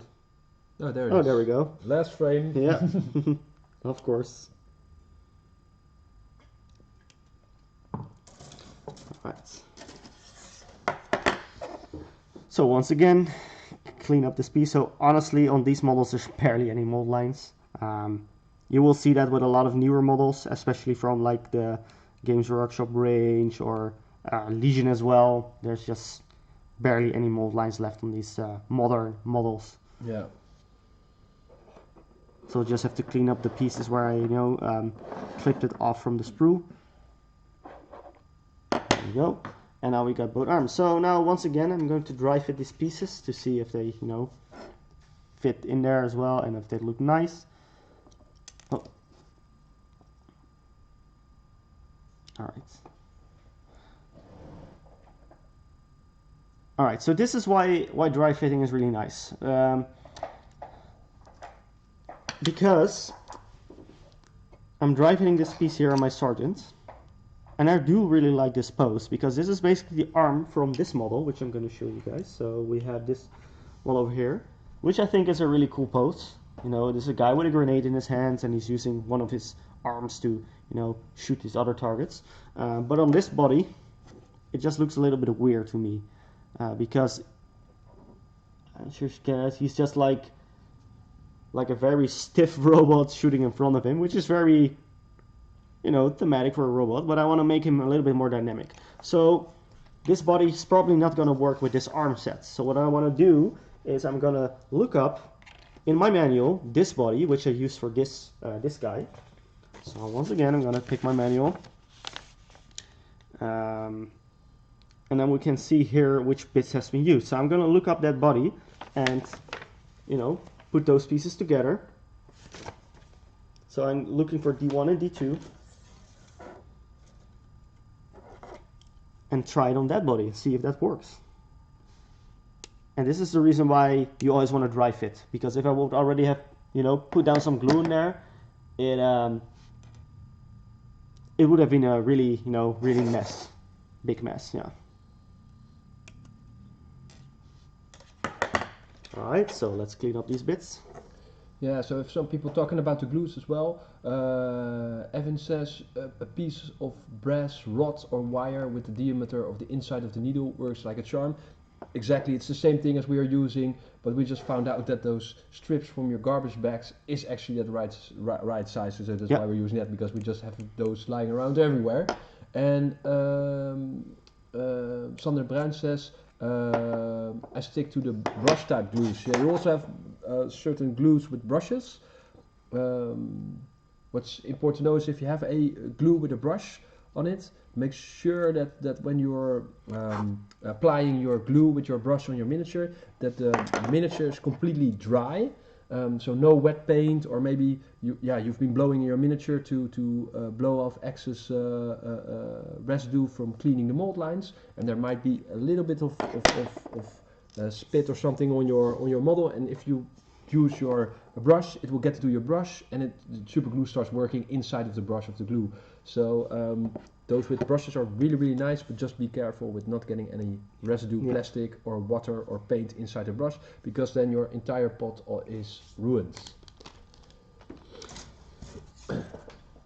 Yeah, it's absolutely true. I actually normally, honestly prefer the super glues with brushes, because they're so nice to apply and you can be really precise. But I haven't used them for a while because they can dry up really, really fast. Alright, so we got another body right here. Let's put it on here. Yeah.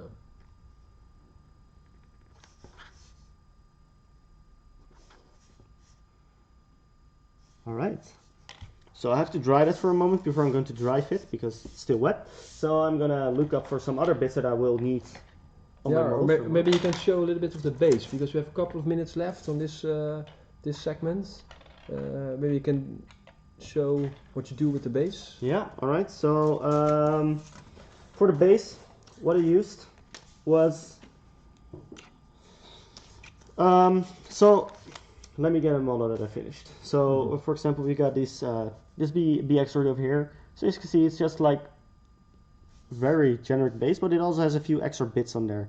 So I've made these pieces of stone and these what are they called? Stalagmites in English, I believe. Got those as well. So how did I make those? Those are simply just green stuffed. So I made these myself with green stuff, which is Matthijs going to show you in a few minutes as well, how to green stuff. When I use green stuff to make, just a bunch of these things, and when I have a model like this, which is already assembled, and want to make a base for it, I'm just getting a few of the things out of the bag. I'm just gonna search for a few ones that I think look nice. So for example, I'm just gonna look at a few of these, and I'm like, all right, so this one looks really nice. I wanna put that on my base. And for these ones, I actually use super glue. So just a little bit of super glue on the green stuff thing, and I'm gonna put it somewhere on the base. So sometimes I also dry fit with this to see where it goes on the base, but with bases sometimes I on purpose don't dry fit, because I want to make them as random as possible, because then if they are in a unit it looks more natural, because otherwise you have like a pattern and you will notice that every model in the unit has the same pattern on their bases. Alright, so this one is actually quite annoying to hold on, there we go.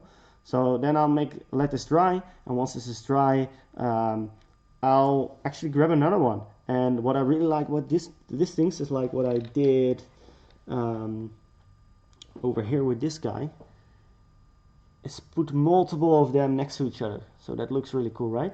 So what I do then is just grab another one. But I want this one to be a little bit lower to make them have different heights.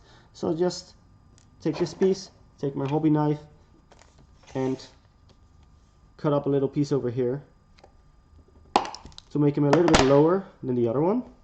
And then I can, super glue it right next to it. And that's how I honestly made these bases as well. And to give them a little bit more spice, you got very nice basing material kits from, again, Army Painter or Zitterdes. You pronounce that? So these are like also basing materials. So this is like very like little chunks of bark that I can use for making these rocks on my bases. So for example, over here you got this like the bigger rocks on there. So these are just pieces of stone or pieces of bark that you can use to spice up your bases as well. And then of course the last thing you can use for your bases, which is always really nice, is the tuff. So the little pieces of grass. So you can always use that to spice up your bases as well. Really love using that on bases. So I went for like a Geonosis base on this one, but you know, Geonosis basically doesn't have plants originally, but I just love Tough so much that I still decided to put on some grasses on these bases, and I think it gives them, you know, a little bit more character as well. Yeah. Do you wash your miniatures before painting them? I do not, because honestly, I think other than resin models, it's not really needed. No. No. Releasing agent it's a problem you don't encounter a lot with No. with plastic miniatures. No. Like Frank said, with resin miniatures, it's probably a little bit more interesting to give them a wash, but even then, usually I just prime them straight away from the box. Yeah. Yeah. All right, so just we're gonna wrap this section up in a moment, but just to give you guys a very quick view. So I did not exactly finish it yet, but so this is going to be my new sergeant. So rather than having, you know, this sergeant model, you know, has a different pose. So I'm gonna give this guy the binoculars arm as well, right here, and then it's still like my sergeant. He still has the but it's still, you know, it's going to be that sergeant. He has the props, the elements of a sergeant in the unit, but you just have a different pose, so it just looks more unique. And you know, not all of the models in my whole army have the same sergeant, which is really nice. And I mean, this is especially for Legion. This is something a lot of people will do, because Legion has like a lot of fixed models. But this can even be a quick tip for, you know, Warhammer or other you know, miniature games. So for example, very quick example for my gnolls from Frostgrave. They also got a few models, but for example, I've got a bowman. So this guy has a bow, and these units also have a sergeant. And just to, you know, give my sergeant a different look, I just gave him a different arm. So instead of giving him a arm that's fires an arrow, I just gave him an arm with a dagger in there, just to make him a little bit more unique and stand out. So it doesn't just work for Legion, it works for other miniatures as well. So swapping out bits, being a little bit creative, experiment a little bit, it's always how you can get more unique looking models and make units look different. But I'm sure Matthijs will tell you guys more and show you more about it when he's going to do his green stuff thing as well. And I would say let's wrap this one up. Alright, then we will be back with you guys in a few minutes. Yeah, see you soon.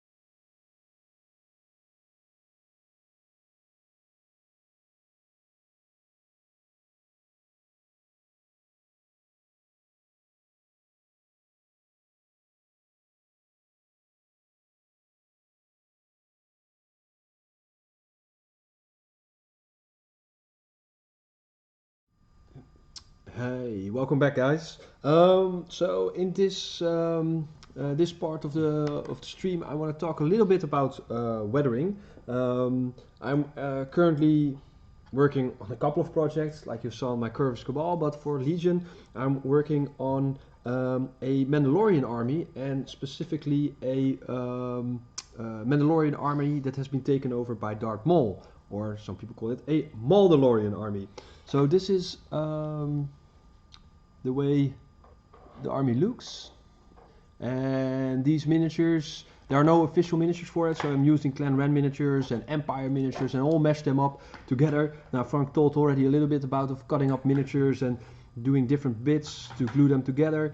This is also a mix. It has a some pieces from a short trooper, some Clan Ren area, bits on it. It has a different head that somebody 3D printed for me to put on there, and I added some smoke effects on it as well. So it's a mix match of all kinds of bits. But this army, which is featured in the Clone Wars TV shows, they have quickly repainted their armor in red to show their allegiance to Darth Maul. So I want to give it that little bit of a messy paint look on top of metal, what you can see here. So I'm gonna show you how I did that, and also I'm gonna show you a little bit how to make this rust effect you can see here on the base, so all this rusty junk. Here are some two other examples of miniatures I used that mixes up different bits. So for example, this is a Empire Scout miniature. It has some arms on it from Clan Ren and a Clan Ren helmet, and just to give it a completely different look. So we start with the red on the armor. So I have another miniature that's I'm going to paint. This one. I already painted the silver on the miniature, so I'm gonna apply the dirty red paint job that they chuck on their armor to show their allegiance to Maul. To do that, I'm gonna take away my wet palette, and because I'm gonna use very dry paints for what I'm going to do now, so I'm gonna use a nice little tile that's nice and dry. So I'm gonna start out with corn red. Again, give it a little shake. There we go. And I'm using a old dry brush for what I'm going to do next.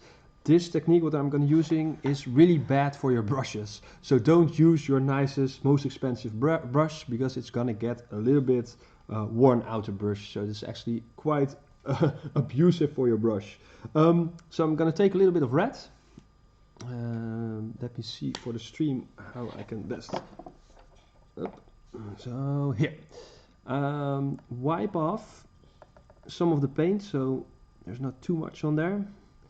And this technique is, most people call it stippling. So what I'm going to do is I'm going to just randomly hit my model with this color what I want to be painted red. So he has these shoulder pads here, so I'm just going to dab my brush a little bit on top. This is a very messy technique, so this is one of the first things I do when I paint this miniature. It's no use of painting all the details first, because they're gonna get some red on there. So the trouser is gonna get hit with red. All the details gonna be hit with red, because it's really difficult to control this technique. But I do like the final results. Usually when I do this, I leave a little bit of metal around the edges, like it's worn off there a little bit, and that's a look I really like. So I usually dab it on there and just leave a little bit of metal showing on the edges. Last thing to do here with this miniature is his boots. So again, wipe off most of the red. I'm just gonna apply some red here on those boots. There we go. And his shoes. Yep.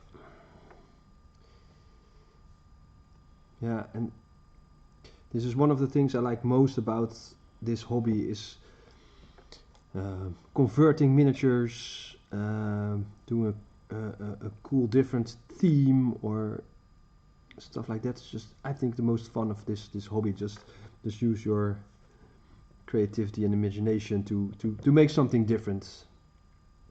So there we go, a little bit on the boots. A little bit there.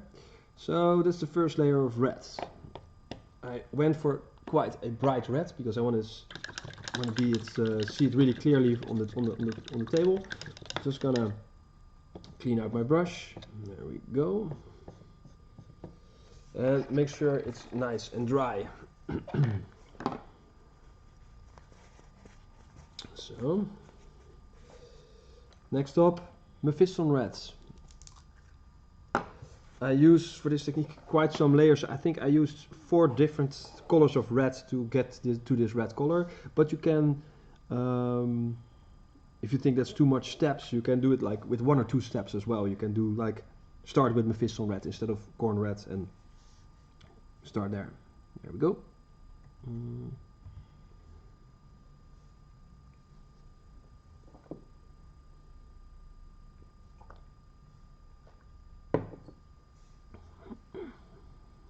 More red.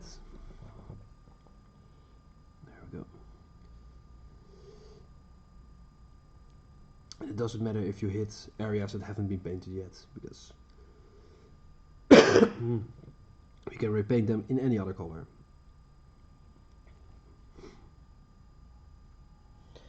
Yeah, this is always why you want to probably keep your bits that you know, your leftover bits from all your kits that you get from your models, because you might always be able to use them for something else in the future, or make some crazy conversions, or those type of things. Alright, next color. I'm gonna take one out here. Evil Sun Scarlet. So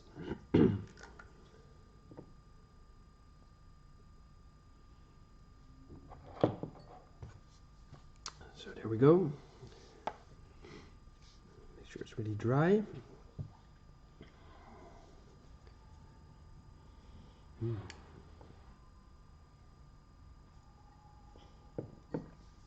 There we go. And just do another layer on top, and every layer a little bit less paint than the previous one. A little bit less. There we go.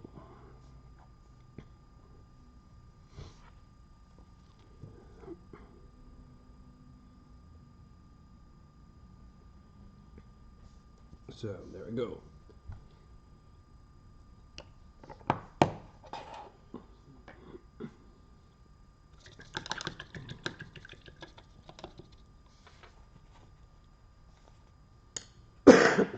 Sorry about that. Alright, I don't know what's going on today, but it's last red I'm using is Wild Rider red, and that one I'm gonna just do on the very edges of the armor.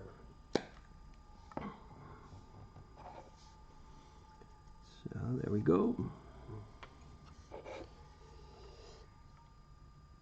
Here, and it's actually a little bit the same ideas with the highlights, just the most raised edges going to be a little bit lighter than the the deeper parts.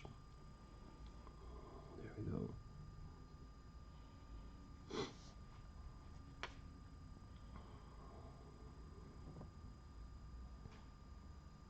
Oh, I think I'm a little bit out of frame maybe. There we go. Okay, so that's that weathered red on the model. There we go. Next I want to show you the rust effect I'm using on the bases. There we go. It's, oh, it's maybe out of... that's... Yeah, I think you can see it a little bit here. It's this rusty metal. What I did, I already painted the piece of metal on the base in metallic. And now I'm going to apply a layer of, where it is, Vallejo Environment. It's called Rust Texture. If you don't have this, you can also use Games Workshop Cypher's Corrosion. It's roughly the same. So I'm gonna give it a shake. And again, I use a little bit of an older brush because it's a little bit of, yeah, nasty stuff for your brushes. Oh. That's a new pot actually. Okay. All fresh. All fresh pot for you guys. I accidentally brought my new pot, I think, instead of my old pot I was laying around at home. No problem. There we go. So, take some of the stuff out there and just very easily just apply a nice thick layer on top of your metal.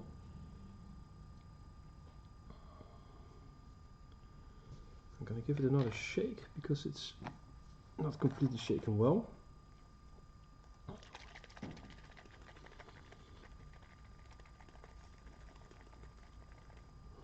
There's a little bit of texture inside of this pot, but that's really nice because it gives some extra grime to it. So there we go. Just apply a whole layer of this. When that is done, because I already applied it to a other miniature this week, it will look like this. Where are you? I thought here I put it small. It will look like this. So it's a really dark brown with slightly metal still inside look. I'm gonna dry brush it a little bit with metallic, just on the edges, just to get a little bit more of a metallic-y look back on the miniature.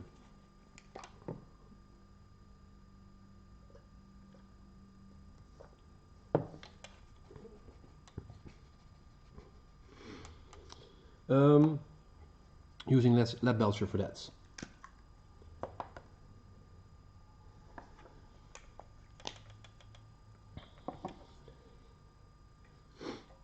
So a little bit of metal.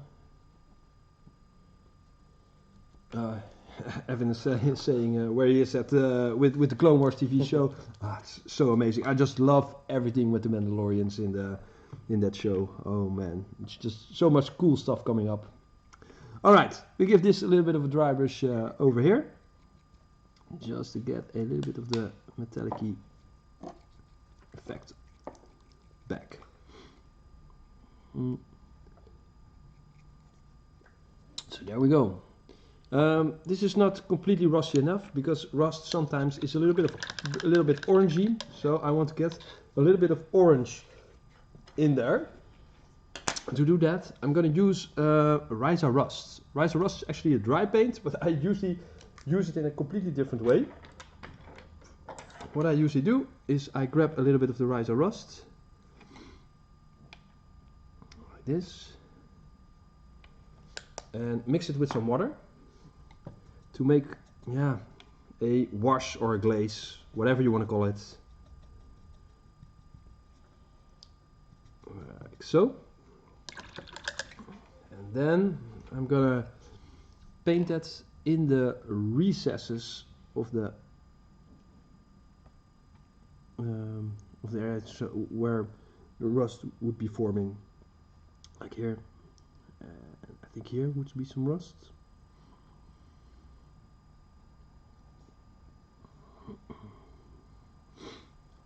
I think this is starting to look cool.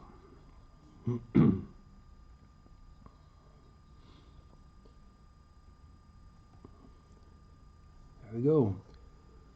So that is some really cool, I think realistic looking rust over there. Like it.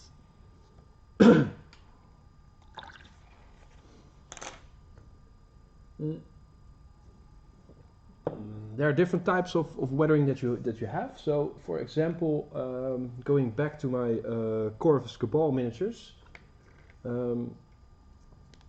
I did I painted the weapons copper and give them a bluish copper rust on top. That's actually something very easy to achieve. What you're going to do is grab your miniature. I've painted this Hasselt copper with some non-oil wash on top. And then I'm gonna use some Nilac oxide. I'm gonna ask Frank if he's gonna get me some water maybe. Yeah. Thanks. With Nilac oxide and just apply that a little bit in the recesses. Very easy. Like this. There we go. And just paint it on recesses or around screws and stuff like that. Thanks. And if you think I've applied too much, just use your finger to wipe it off, and that usually gives an even cooler, realistic effect. So I'm just gonna apply it here, a little bit in there, and then I wipe it off from the raised parts with my finger.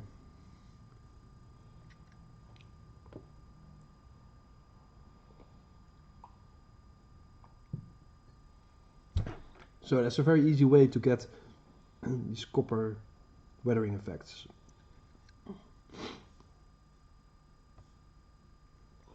There we go. Alright, great. Now we've got a few minutes left before we're gonna hit the next part. Maybe Frank, you can show the contrast paints you applied only a while ago, and we can show you a little bit about that. So they've been drying for a while now, so they're all dried up. And here we can see all the differences that we've made. So starting with the first one we did is just the plain primer color. So this was the contrast on just the rainbow, and as you can see, this is just one layer of contrast paint in that cloak, and it's just already so cool looking. You got all these, you know, shady parts, like all the shades settle in very nicely, very strong color. So this is just on a plain, you know, plain primer, so it already looks very nice in just a plain primer. So the next one we did, we're gonna try to put it next to this one, side to side comparison, because this one is the Genital Highlighted one, and you can definitely see some differences. Of course, first of all, it's a little bit darker, and that's that's not really that strange, because this is of course a plain, like very strong white color, where this is like more dark tones with a white on top of it. But what you can see a little bit is that the higher parts on here, they do look a little bit sharper than the ones on the plain one, and it does seem on some places to me like there's a little bit more like a blending going on. So there you can see that genital highlighting definitely has some effect. And of course you can, you know, if the genital highlighting was on black with white over it, it would have been looked totally different as well. So you can also play with that more, but you can also see that there's definitely something going on here with the genital highlighting.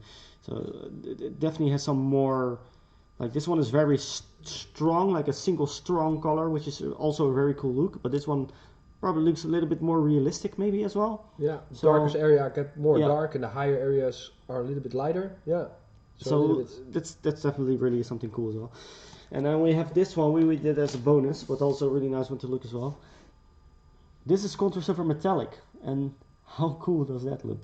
I really love putting contrast over metallics, because before we had glazes and shades, and tried some things with shades on metallic thing, but it never looked as cool. This is like what I wanted back in the day when there wasn't contrast and I wanted to do something like a colored metallic. This is always something like the look that I wanted, but with contrast it's like super easy to do now. So you just get it very like, this is just like red metallic. like from spot. So, for example, I've painted my Iron Man from Marvel Crisis Protocol. I don't have it with me right now here, but I did this technique on my Iron Man for my Marvel Crisis Protocol figures. So just spray paint it with a metallic color, put this red on, and you get Iron Man's armor right here, and really it looks so cool. And you can do this with green, you can do this with blue, with turquoise, with yellow, basically with any color. So just to give you guys an example. On how much a primer can do for your contrast, but also that you can really experiment a lot with your primers on your contrast as well. Something I haven't tried, for example, but what I've heard is really cool is prime miniatures with gold, like gold metallic, and that also has some really, really cool effects. I haven't tried it myself, but it's also something I've heard about. So there's so much you can do with contrast paints. Just looks really good. All right. Yeah. So those were the contrasts. Are you done with all your stuff? Yes. I'm maybe gonna do one small thing. Yeah. Is one thing I really like as well. I'm gonna use this miniature. Another thing you can do with the where did I put it? The rust texture is do some really nice streaking effects on your miniature. Where did all my brushes go? No, I'm gonna use this one. So I'm gonna grab a little bit of the rust effect again. There we go. I hope it's gonna work with this bigger brush, but I can't find my smaller brush currently. It's probably dropped on the ground or something. What I'm gonna do is I'm gonna make grime streaks on my miniature. So let me see if you can see it a little bit like this. It's for me difficult to find the right angle, like so. Maybe a little bit closer. So just start at the top and do a thin line downwards, like so, and maybe a small one next to it. And then you can use your finger to wipe it downwards, and then you get these really cool, like the grime or the rust is dripping down his armor like so. Let's do another one here, for example. There we are. Start at the top and make a line like so, and just use your finger and wipe it downwards, and then you get these really cool grime streaks running down. So there's also a really cool way you can use this rust texture effects like so. So there's another small little trick I use sometimes. Alright, that's it for this part, and we'll be back in a few minutes.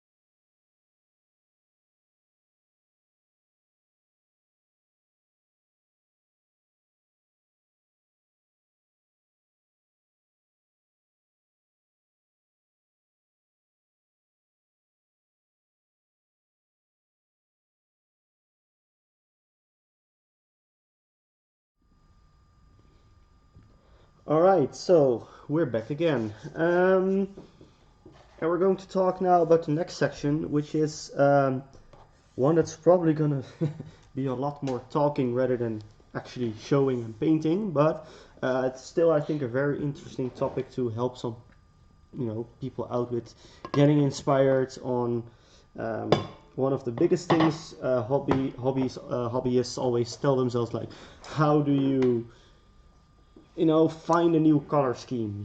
You got a new army, be it a fancy army, a Star Wars army, whatever, and you want to give it a great new color scheme. So where do you start? So it's always really very hard because there's so many cool color schemes out there. But for example, what I would always like to do is start by just looking around and getting inspired by something, and that can be as simple as just by, for example, so I just started an army with gnolls, for example, which I still have to figure out a color scheme for. So to be honest, at this moment, nothing's been planned. I don't have any color scheme for these guys, so I still have to figure something out. So where am I going to start? Well, it can be as simple as, for example, getting the box of those guys here, because as you can see on this box, for example, there's a ton of different colors there. So I can already start there and look like, oh, what do I like here? So for example, I really like these bright red tones that I see over there, so I can perhaps do something with that, maybe. But out of all these guys on here, there's two actually that really speak to me. So for example, I really like the color scheme on this one.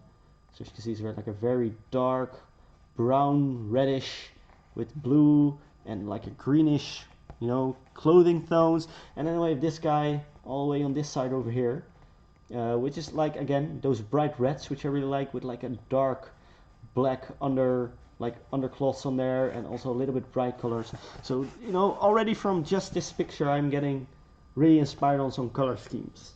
So I mean, I could go wild like they did here on the picture, like giving every a different color, which is really cool and can like look very beast-like, or like very savagey, like very savage, like a savage army. But I honestly really like to keep my armies very like what's the right word? Uniform. Yeah, uniform. Yeah. So they all kind of look the same, like they belong to the same war band, and they're all wearing the same war colors.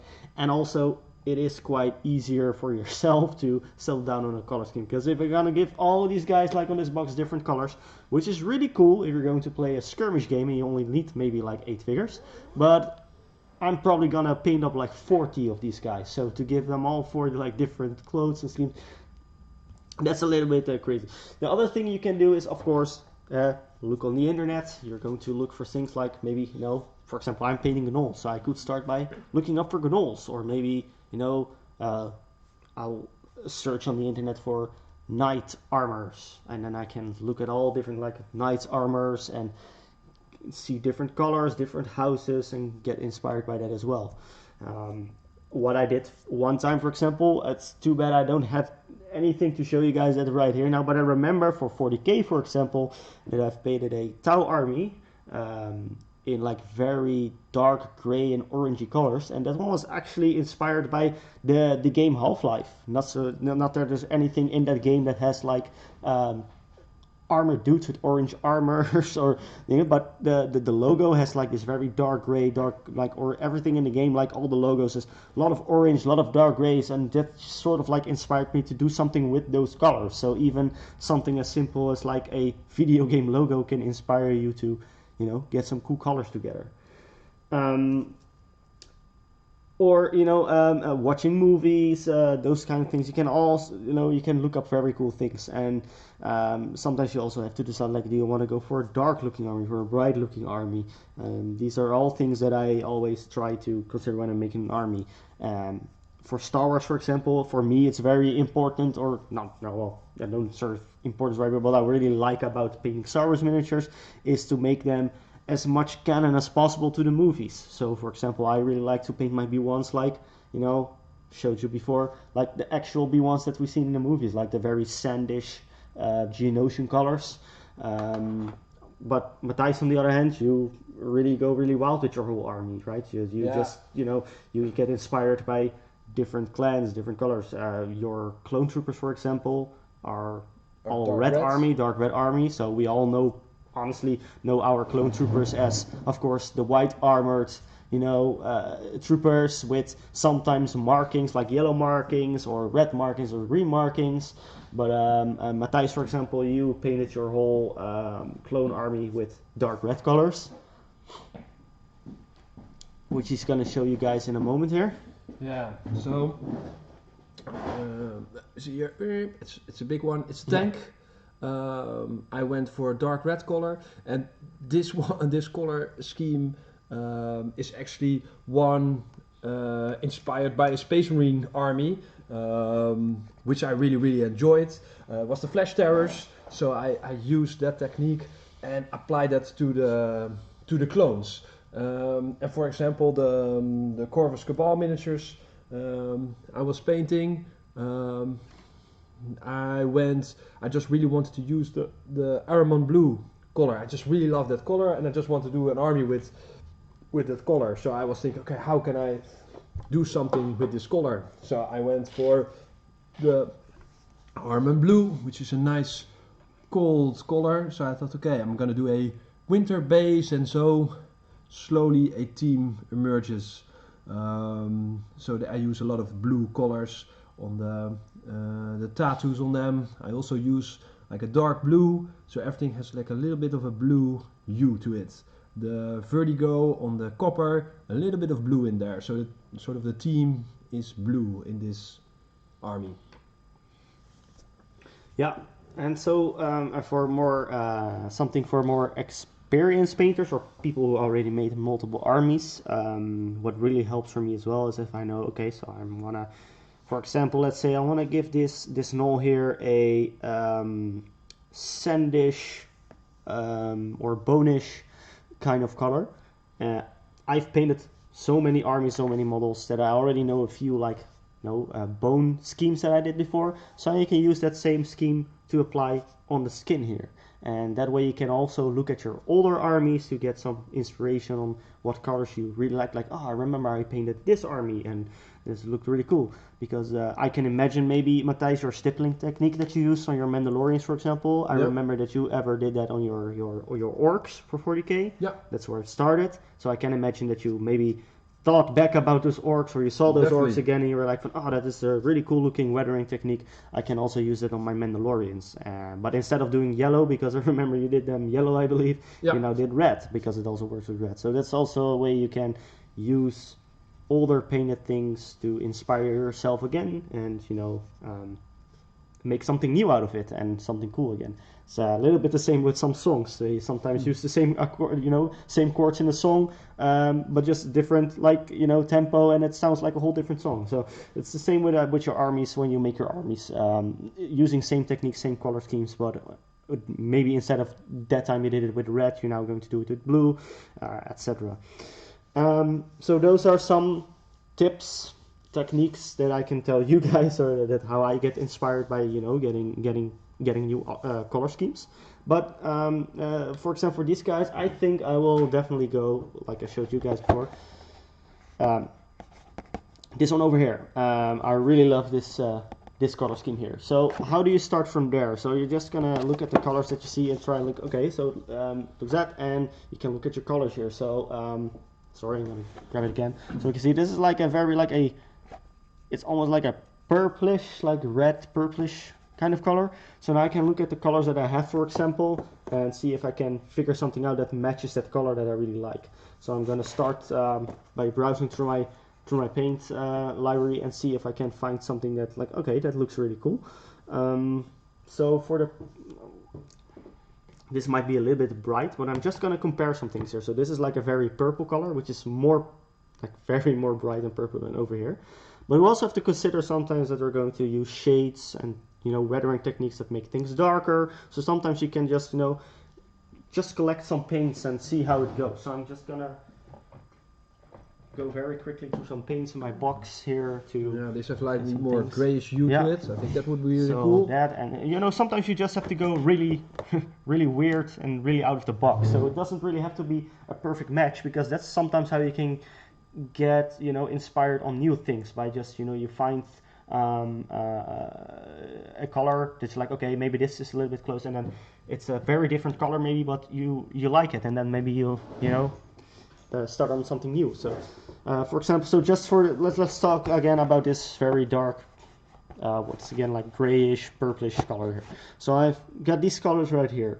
So as you can see, this is way too red, but I still like this color kind of. So this might be a really nice color as well. So this one, again, very bright, but where it might, you know, be able to make things a little bit darker as well. Use it as a highlight, maybe. Maybe use it as a highlight. That's also something you can consider. Now this one is probably the one that comes closest to it. Oh, so sorry, I'm just so as you can see, this color, it's not the exact same color, but it comes pretty close. And then nonetheless, I just grab it. And again, this is like what I meant by just sometimes going out of the box, you know, just grab a random, like this is very red, but again, that red over here and red over there is also something that I really like. So maybe, you know, just compare it next to the box, and maybe, you know, you find something new and that you can use in your armor or in your color scheme. But I honestly, out of this, when I look at these four, I think I really love this one the most. So this is something I can start with, for example. So let's just start with one of these guys, and I want to, you know, make the ropes, his upper ropes, this color. So I'm gonna grab a few of my brushes. Alright. And I think we also got a question. You guys play Frostgrave at the store in Rotterdam? To be honest, I myself don't play Frostgrave. I've got these guys for the same game that Matthijs talked about earlier, the Warlords of Erewhon game. We actually got these models in the store, like with an order, and I was like, oh, these are really cool models. Maybe I can use them as beastmen for Warlords of Erewhon. But then Matthijs pointed out to me, oh, there's an actual like a gnolls list in that game. So I was like, oh, all right, that's cool. So I guess I would be playing gnolls then. So I honestly don't play Frostgrave here. I myself haven't seen people play it yet here. I don't know if you have seen. Some people have been playing it here. We do have a lot of terrain here to play Frosthaven in the shop, so it's definitely possible. And we even have most of the Frostgrave plastics and books and stuff in the shop as well. So it's definitely something you can do. Yeah. Yeah. Cool. And did you already think about the skin, for example? Because the gnolls, they look a little bit like hyenas. Yeah, that's absolutely true. I have not yet thought about it because again no plans here on how to paint the gnolls yet. But it's a really interesting thing. I was definitely I definitely want to try give them the hyena skin, like with the black spots as well. Yeah, definitely. So that's definitely something what I'm gonna try to do. But what I probably will do is because so I'm gonna the uniforms. This is what I really like about creatures like this. Uniform wise, I love to paint them all the same, so they look the same. But skin wise, I really like to give different types of skins. So I might, put 2 or 3 different skin tones in there. So I'm probably gonna make some with a brown skin tone, like the classic hyena skin tone, or not really brown, but like the brown orangey skin tone perhaps. I'm definitely gonna make some maybe albino, like more whitish skin tones, some with more black skin tone or gray skin tones. I'm definitely gonna play around with those skin tones as well. And how I get inspired by that? Very simple in this case, because they're hyenas. I'm just gonna, Google search black hyena or white hyena or see if they exist. See if they exist, and if they don't exist, I'm sure there's like a Photoshop picture out there, or maybe even a artwork picture in there. Because I know there's a lot of fantasy games out there which also use gnolls, which don't have like the realistic hyena color schemes. So that's another way you can get inspired and figure out new colors for your color scheme for your army. All right, so. This is also something, so for example, for skin tone, we can also tackle that down. So what would I like about skin? Well, I'm just gonna try out something, what we talked about before. I'm gonna grab some contrast paint here. Yeah, they should work very well for contrast paint with all the fur and stuff. And what's also a cool trick, if you do the purple, for example, now for their main cloaks, and I don't know, you do khaki for the underrobes or brown or something, then for the next miniature, switch it around. So do the underrobes purple and the main browns, so they have the same. They use the same colors, but it looks ragtag and not an organized army. Yeah. That's something I usually use for It's, a little bit barbaric. That's a armies very like that. common use technique in painting as well. Indeed, like just switch around your colors. So, yeah, just like you said. So one time the tabard is like grayish, purplish. The other time it's their underclothes, and vice versa. Yeah. Yeah. We're just saying she got the Frostgrave kits as well at home, and she's looking for to pick up the cultists after the lockdown. Yeah, I like those cultist models as well. I use them for a small Frostgrave band as well. They're very cool looking miniatures. Yeah. So once again, by the way, as you guys can see, I'm using contrast on my different palette because I don't want to mix it with any kind of water. But yeah, this is also back to that what we talked about with contrast working well on fur and scales, and the more organic a miniature is, the better it works. I can already see, and I'm going to show you guys a little bit better as well here, how well this contrast can work on like. Yeah, I think that's a really nice color for those yeah. models. What's also cool, when this is dry, you can even take a darker brown contrast color and do all the longer hairs. Yeah. On his top of his head and his yeah. neck with the darker brown on top of this contrast paint as well. But just make sure that you do a light contrast paint first and then a dark contrast paint, because it doesn't work the other way around. And always make sure your contrast paints you applied before is dry. Absolutely dry, because if it mixes in a little bit with each other, it can get really, really messy. And again, you can absolutely mix contrast paints, but be very careful when you apply multiple contrast paints on a model. Yeah, you can work on wet layers, but it's difficult to control. Yeah.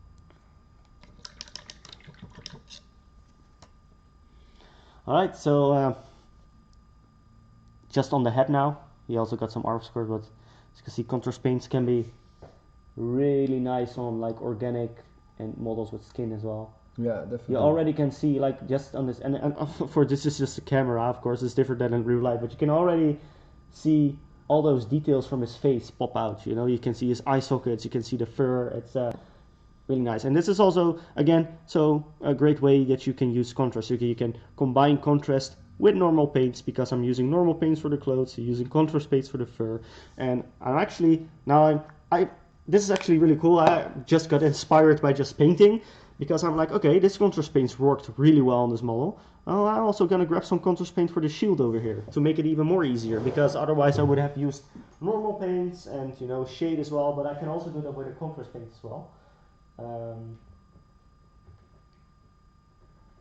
So I really love this contrast paint for things like wood and wooden shields and just wood in general. So we got wildwood, for example, here.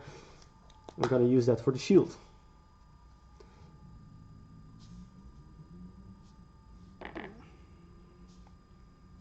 Alright, so let's see how that looks. So I'll put it down on the shield.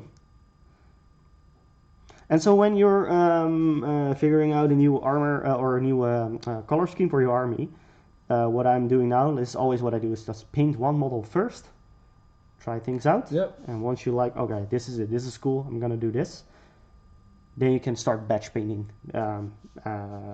because if you batch paint first while you're still experimenting, you're painting a whole lot of models, and you might be unhappy about one thing, and then, you know, you'd have to do it all over again. So I'm just gonna start with one model first.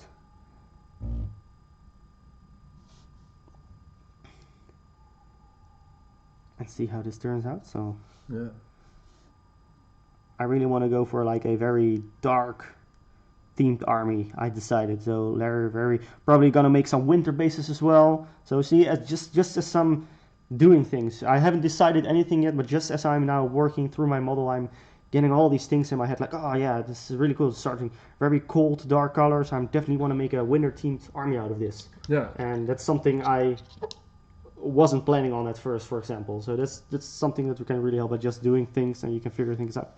So we did the shield with contrast as well. So again, already looks very, very cool. Like you can see all those recesses in that shield popping out. And this is just one layer of contrast paint. So this is what I really like about contrast paint. So especially if you want to paint up armies quickly, like I'm definitely planning on painting these armies for Warlords of Erawan just very quickly. Yeah. So I really love that as well. So, and actually now that I'm seeing this color, I really like this color next to the fur as well. So now that this color is here, I also got inspired again to use this color, as what you told me before, to use this darker brown color on the hairs on the top of his fur. I can't do that right now because it still has to dry, but you know, that's something I'm definitely gonna do. So, all right. So next thing. So definitely, I've got. I'm working through this model, so we got some colors for the shield. So now I know for all the wooden parts I'm going to do. So you know, handles for swords, weapons. I'm going to use that wildwood for. I'm going to use this color for like the purplish tabards. So now I need a secondary color because he has like multiple clothes layered on each other. So what's the second color going to be? I really love that color that it showed over here in the box, which was like a brownish, also like a brown greenish color. So I remember now I see that color, something in my head pops up like a different color that I did before, which was something with Stormvermin fur. I think Stormvermin fur is a perfect color for this. So I'm gonna look through my collection, see if I can find Stormvermin fur perhaps. Yeah, you can borrow this one. Alright. I love Stormvermin fur. So we're gonna compare that. So as you can see, alright, so this one is maybe a little bit more grayish than over here. This might be a little bit more greenish. So I'm gonna take a very quick look if I can find a color that I had before. There you go. Alright, this one is even more green. Alright, so I think I'm gonna, but then again, you can always compare things, so that's always good to get inspired with things. So I'm definitely gonna go for this color.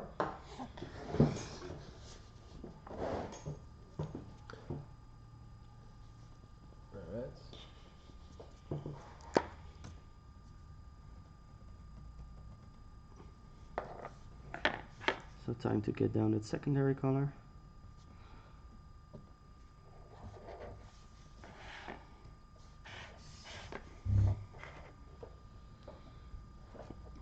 And we use that for the underclothes and see how that matches. And you can always try, you know, just use thin layers, of course, because then if you now decide like, oh no, I don't really like how this looks, I can switch it for a different color. Yeah. A little bit more, because it was a little bit thin.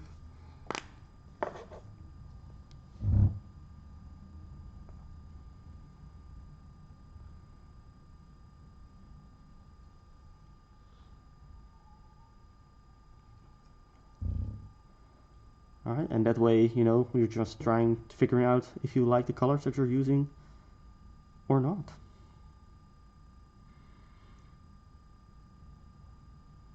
Alright, I think I will, I definitely like this color. Yeah. So Albert is saying, I wash design models before coating. I think he means cleaning them. Yeah, before priming. Yeah. It's yeah, we talked about that a little while ago. That especially on resin miniatures and metal miniatures, you need to probably wash it. But on plastic miniatures, we usually oh yeah, with design you mean resin. Yeah. So with plastic miniatures, we usually just prime them straight away. Resin miniatures, it could be nice to give them a cleaning with some soap. Just make sure they are dry very properly and there's no soap or anything left in any recesses before you start priming, because then it's going to be very nasty. Definitely. And for the metal, for example, you can also do so much stuff with metals. Yeah. You can do, like, I could imagine with the Snolls, do completely rusty blades and stuff. Or absolutely. Coppery weapons, like I did on the cultist ones, or you. I definitely have a few ideas. So what I'm going to do is they're Gnolls, so I can imagine them being very clean with their weapons. Yeah. So what I'm going to do is make them very basic metallic color, so just like a lead belcher, or maybe even one of the newer colors, the Iron Hands, because it's a little bit more darker. Shade them with Agris Earthshade, because then it will make them already kind of rusty, and then use blood for the blood god effects and rise our rust effects to make it very rusty and very a very very dirty weapons. Yeah, So nice. that's something I'm also gonna do, and I also decided, for example, now. So I've been watching these two colors next to each other. So you got this brown, the Stormwind River that we used here, and the purple. I actually, honestly, don't really like this color next to the purple one. I like the color, but it doesn't really match very well with this purple one next here. So I'm gonna, try something else. So I'm gonna, for example, look on the box again. What did they use here? What they use there? So I can see that they, for example, here next to this purplish color that I kind of used, is they use like a more like a, what's it, like a blue grayish color. So I'm gonna try and look for that. So do you have by any chance maybe the color Dark Reaper maybe somewhere around here? Not open here. Alright. Oh, wait, maybe here. No, Thunderhawk Blue. Thunderhawk Blue, for example. Okay. Yeah, I think those two colors, they are both like a little bit of pastel Yeah. kind of colors, and usually if you have those type of colors next to each other, it can be a little bit flat. So I usually like to do a slightly brighter color next to a more pastel color than two pastel color next to each other, because it's just gonna get a little bit flat and it loses a little bit of depth. So that's probably what's happening with those two colors next to each other. We actually always have to wrap this one up, but yeah, this is some tips and techniques, or I think interesting stuff for you guys to know how to kind of get your colors together. So because I haven't decided on a color scheme for this guy yet, but you can see I already tried some colors. I'm definitely getting ideas now on how I want to paint this army. Sometimes you just have to try things, compare things, look at things to get inspired, and just go from there. Yeah, see where it goes. Yeah. Maybe some dark red could be cool as well. Corn red could be a nice color maybe on there. I think that would fit well as well. Absolutely. So there's so many things to try out and consider. So this is definitely gonna be a lot of fun.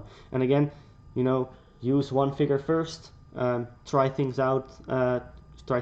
If you keep your paint thin and just try out not everything at once, you can always decide on different things and take different colors and go from there.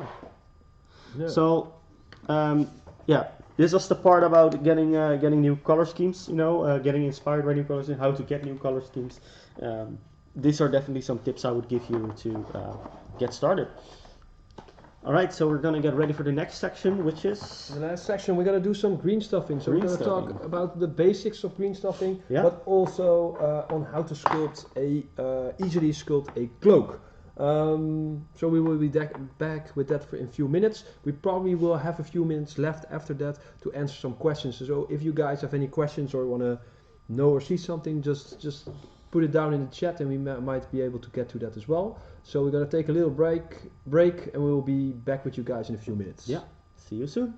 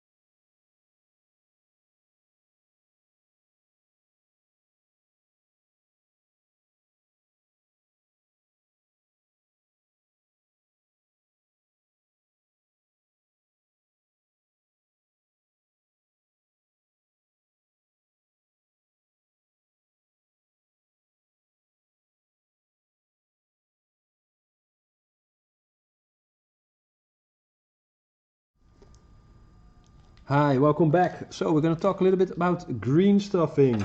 First off, I want to talk a little bit about the basics of green stuffing. Green stuff is a clay with two components. You mix those two components together and they will start to become green, and you can use that for different stuff. Most people use it to fill some gaps on their miniatures. Like some miniatures might have, after you assemble them, a nasty looking gap. For example, this guy here in the middle of the shoulder pad, a big gap that just doesn't look nice. So I'm going to use some green stuff to fill that up. You can also use green stuff to create whole new pieces on your miniature. So for example, these guys here, they haven't been completely painted, but I have given them cloaks, for example. These miniatures don't have cloaks. I sculpted them on using green stuff. So I'm going to talk about this in a little while as well, how to make that. But we want to start out first with the basics and filling up gaps. So there are different types of green stuff. I use this one now. I really like this one because they put the blue and the yellow parts in separate containers. Normally they are stick together on one strip, and where the two pieces meet, the yellow and the blue will mix a little bit, and there's always this center part that's already a little bit hardened out and it doesn't work really well, or it gets into your green stuff mix and you have these little pieces in there. So I prefer this so they don't get mixed together and start working already.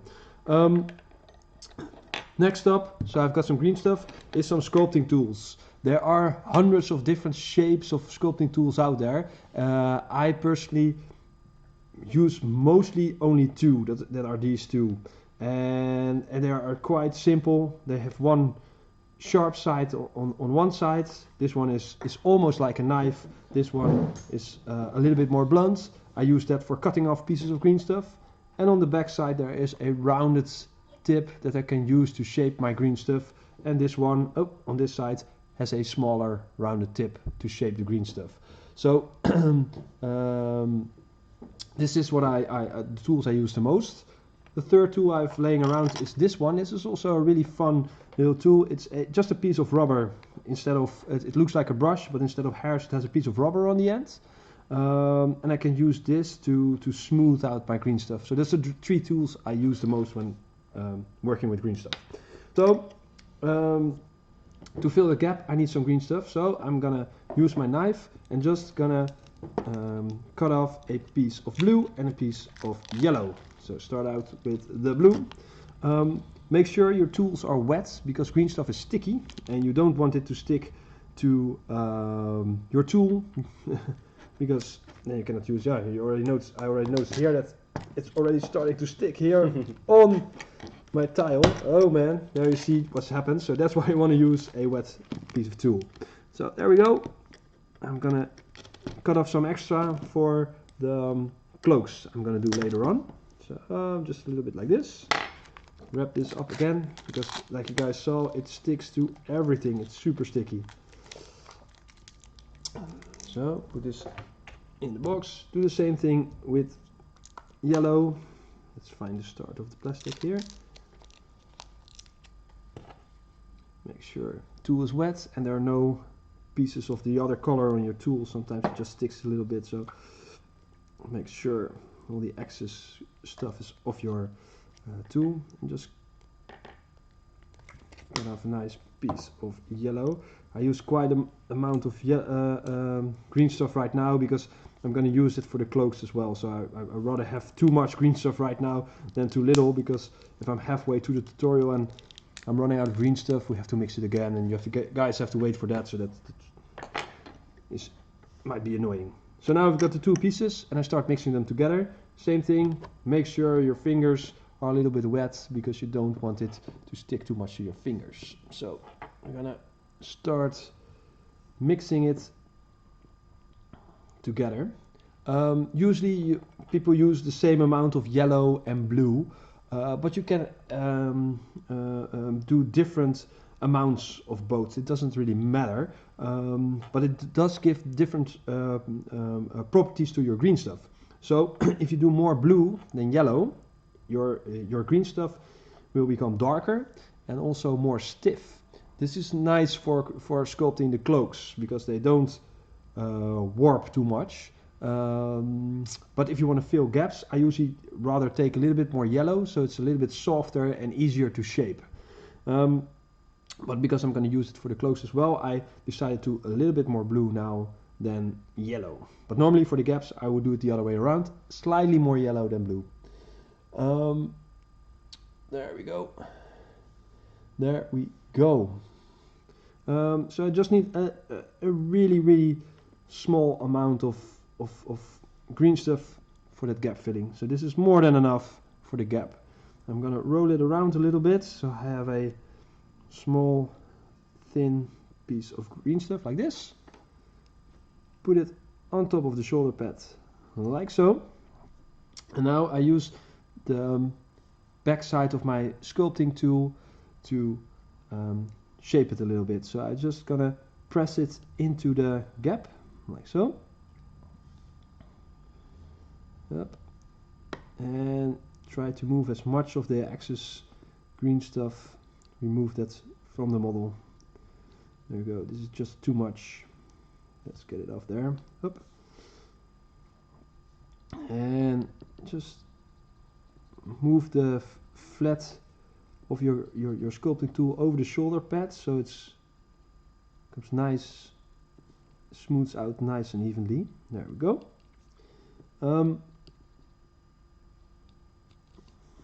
So that's how it should look like now. So now the gap is slightly filled. It's still a little bit uneven and everything. So for that I use the rubber brush. Put some water on top and just start moving over it. This tool, you can easily smooth out your green stuff, so you can remove fingerprints from your green stuff. You can use it to just make it more smoothly, because you can't put too much pressure because it's rubber and it moves along, so you don't ruin the shape too much. So it's just quick and do it like this. There we go.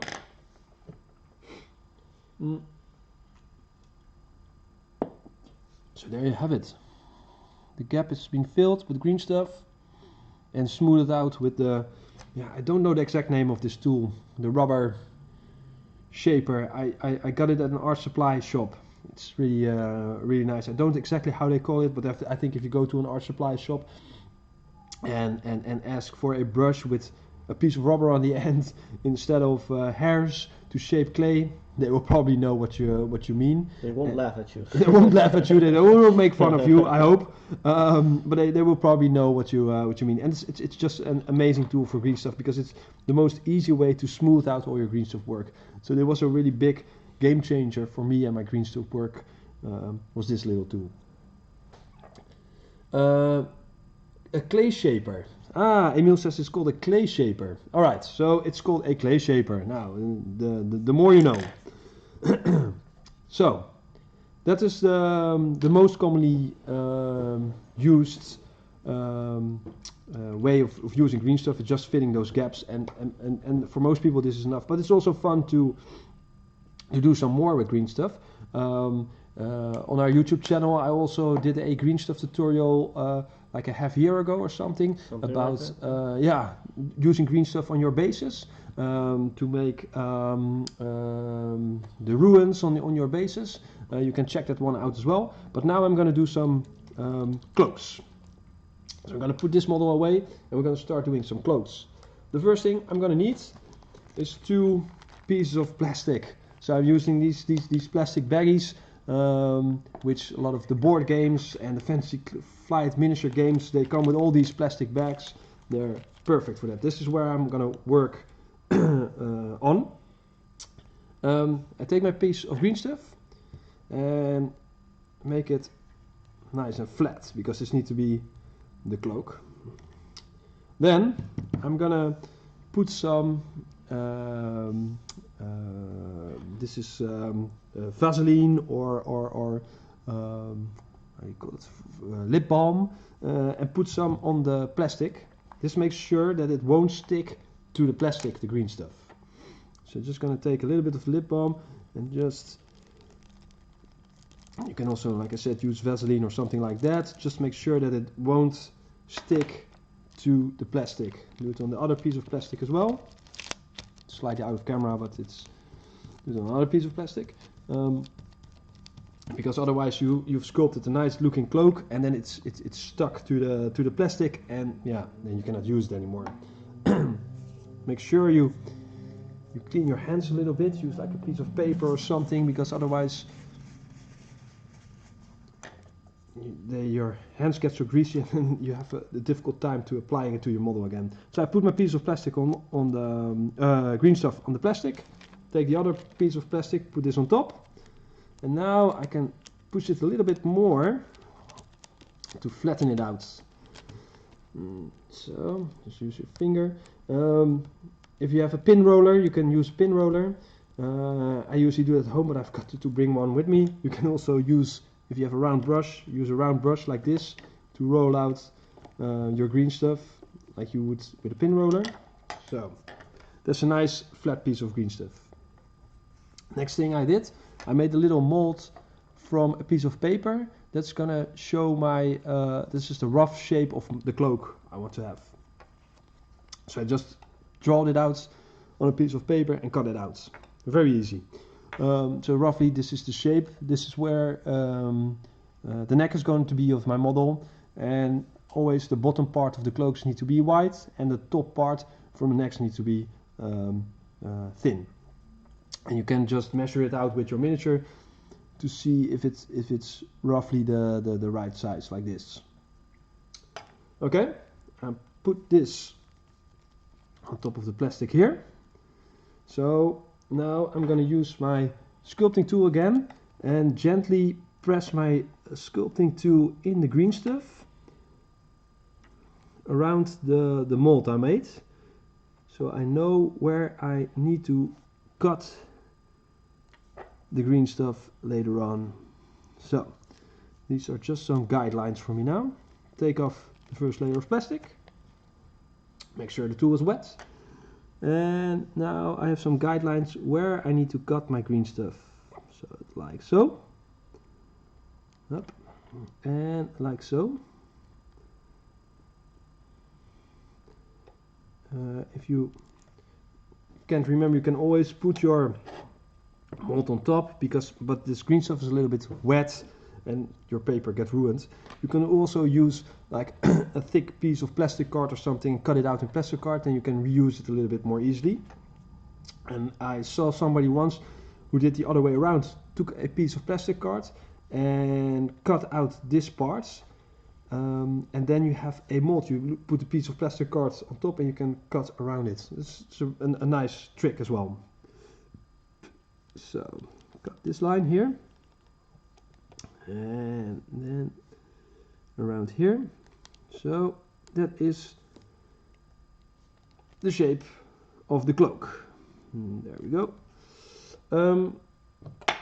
Now I leave this to dry for about 2 or 3 hours.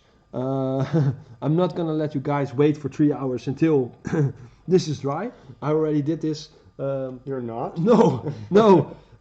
We can, of course, but I think not a lot of people would enjoy that part.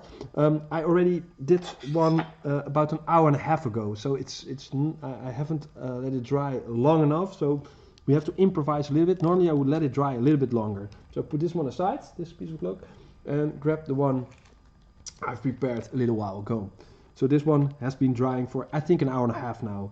Like I said, usually I let it dry a little bit longer because I think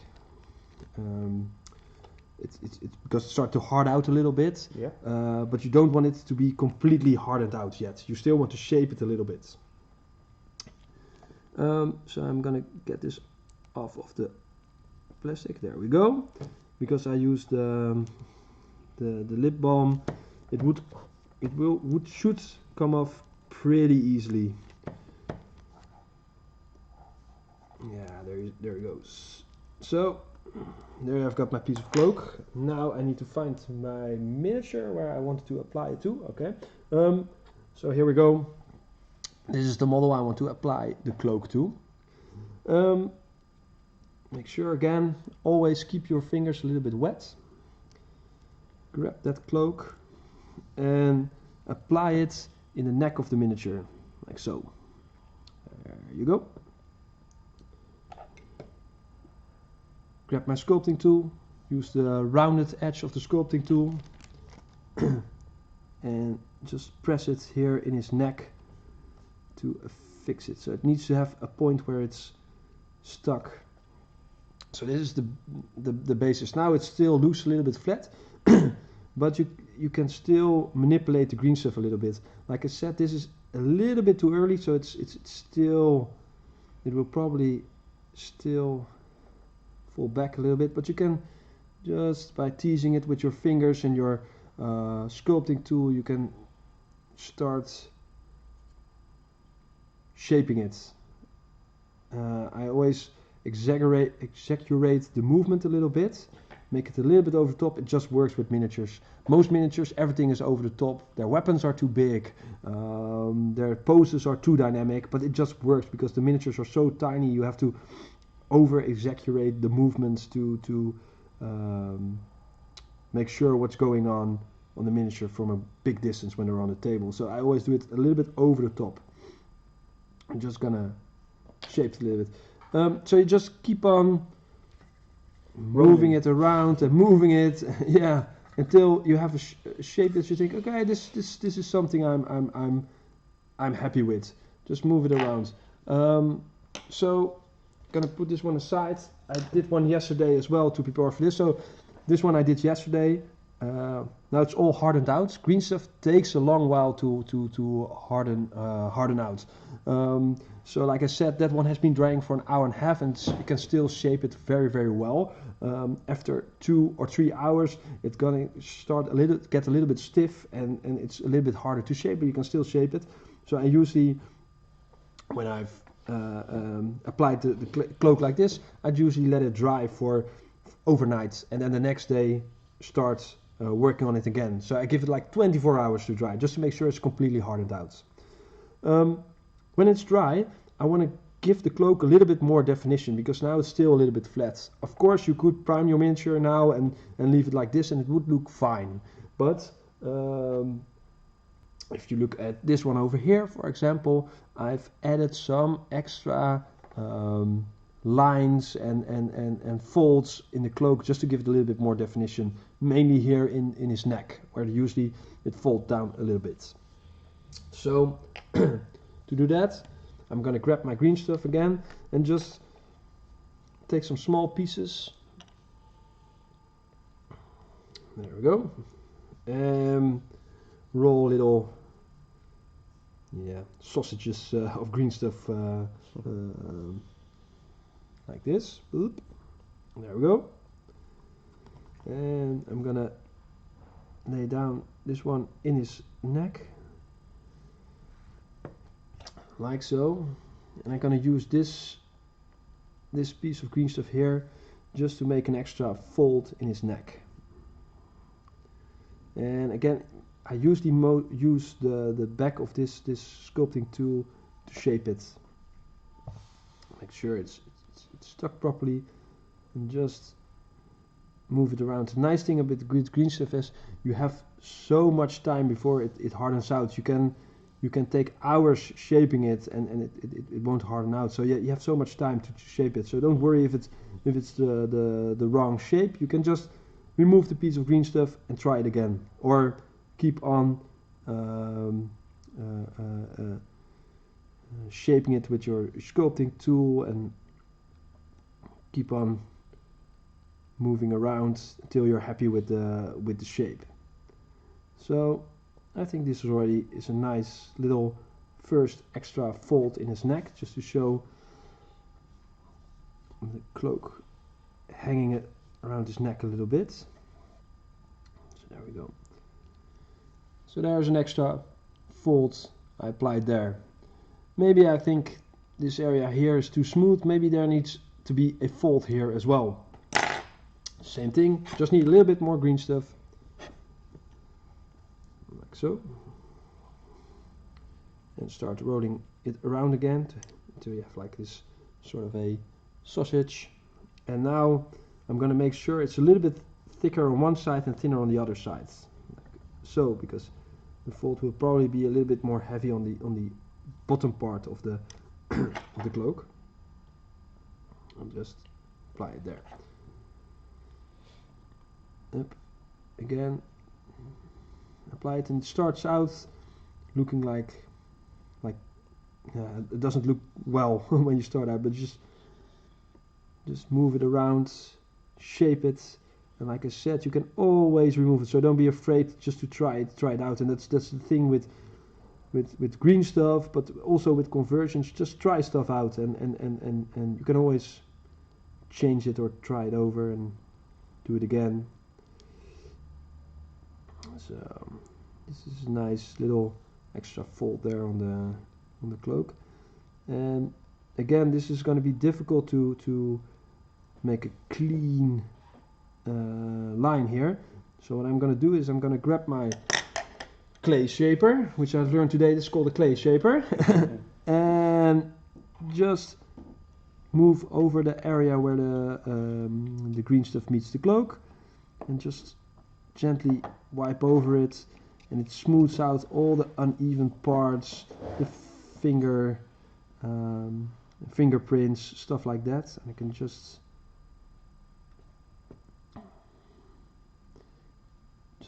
smooth it out, a smooth transition between the two. So there we go, an extra fold in the cloak. And you can just continue doing this, like add a little piece of green stuff and make an extra fold. Just make sure you don't overdo it, because sometimes something looks nice and you just keep on adding and then it's just too much. It's the same goes with painting. For example, I notice a lot of people when they first find out about blood for the blood god, which I applied here on the weapon. It looks really cool if you have some blood on the tip of a weapon, and people, they like the look of it, and they're just going to keep on adding it to the model, and at the end the entire model is covered in blood for the blood god, and then it just doesn't look nice anymore. It's just too much. So less is more, probably. So that's how you sculpt a cloak.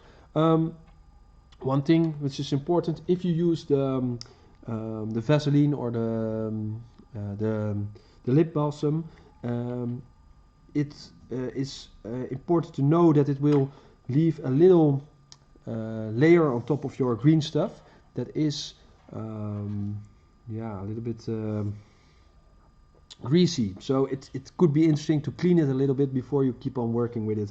So you might want to use a little bit of soap, and when it's dry, of course, clean the model you've worked with, so all the greases of the model, before you prime it or keep working with it, because on a greasy surface the paint won't stick so well. So it's nice, it's a good idea to clean it with a little bit of soap.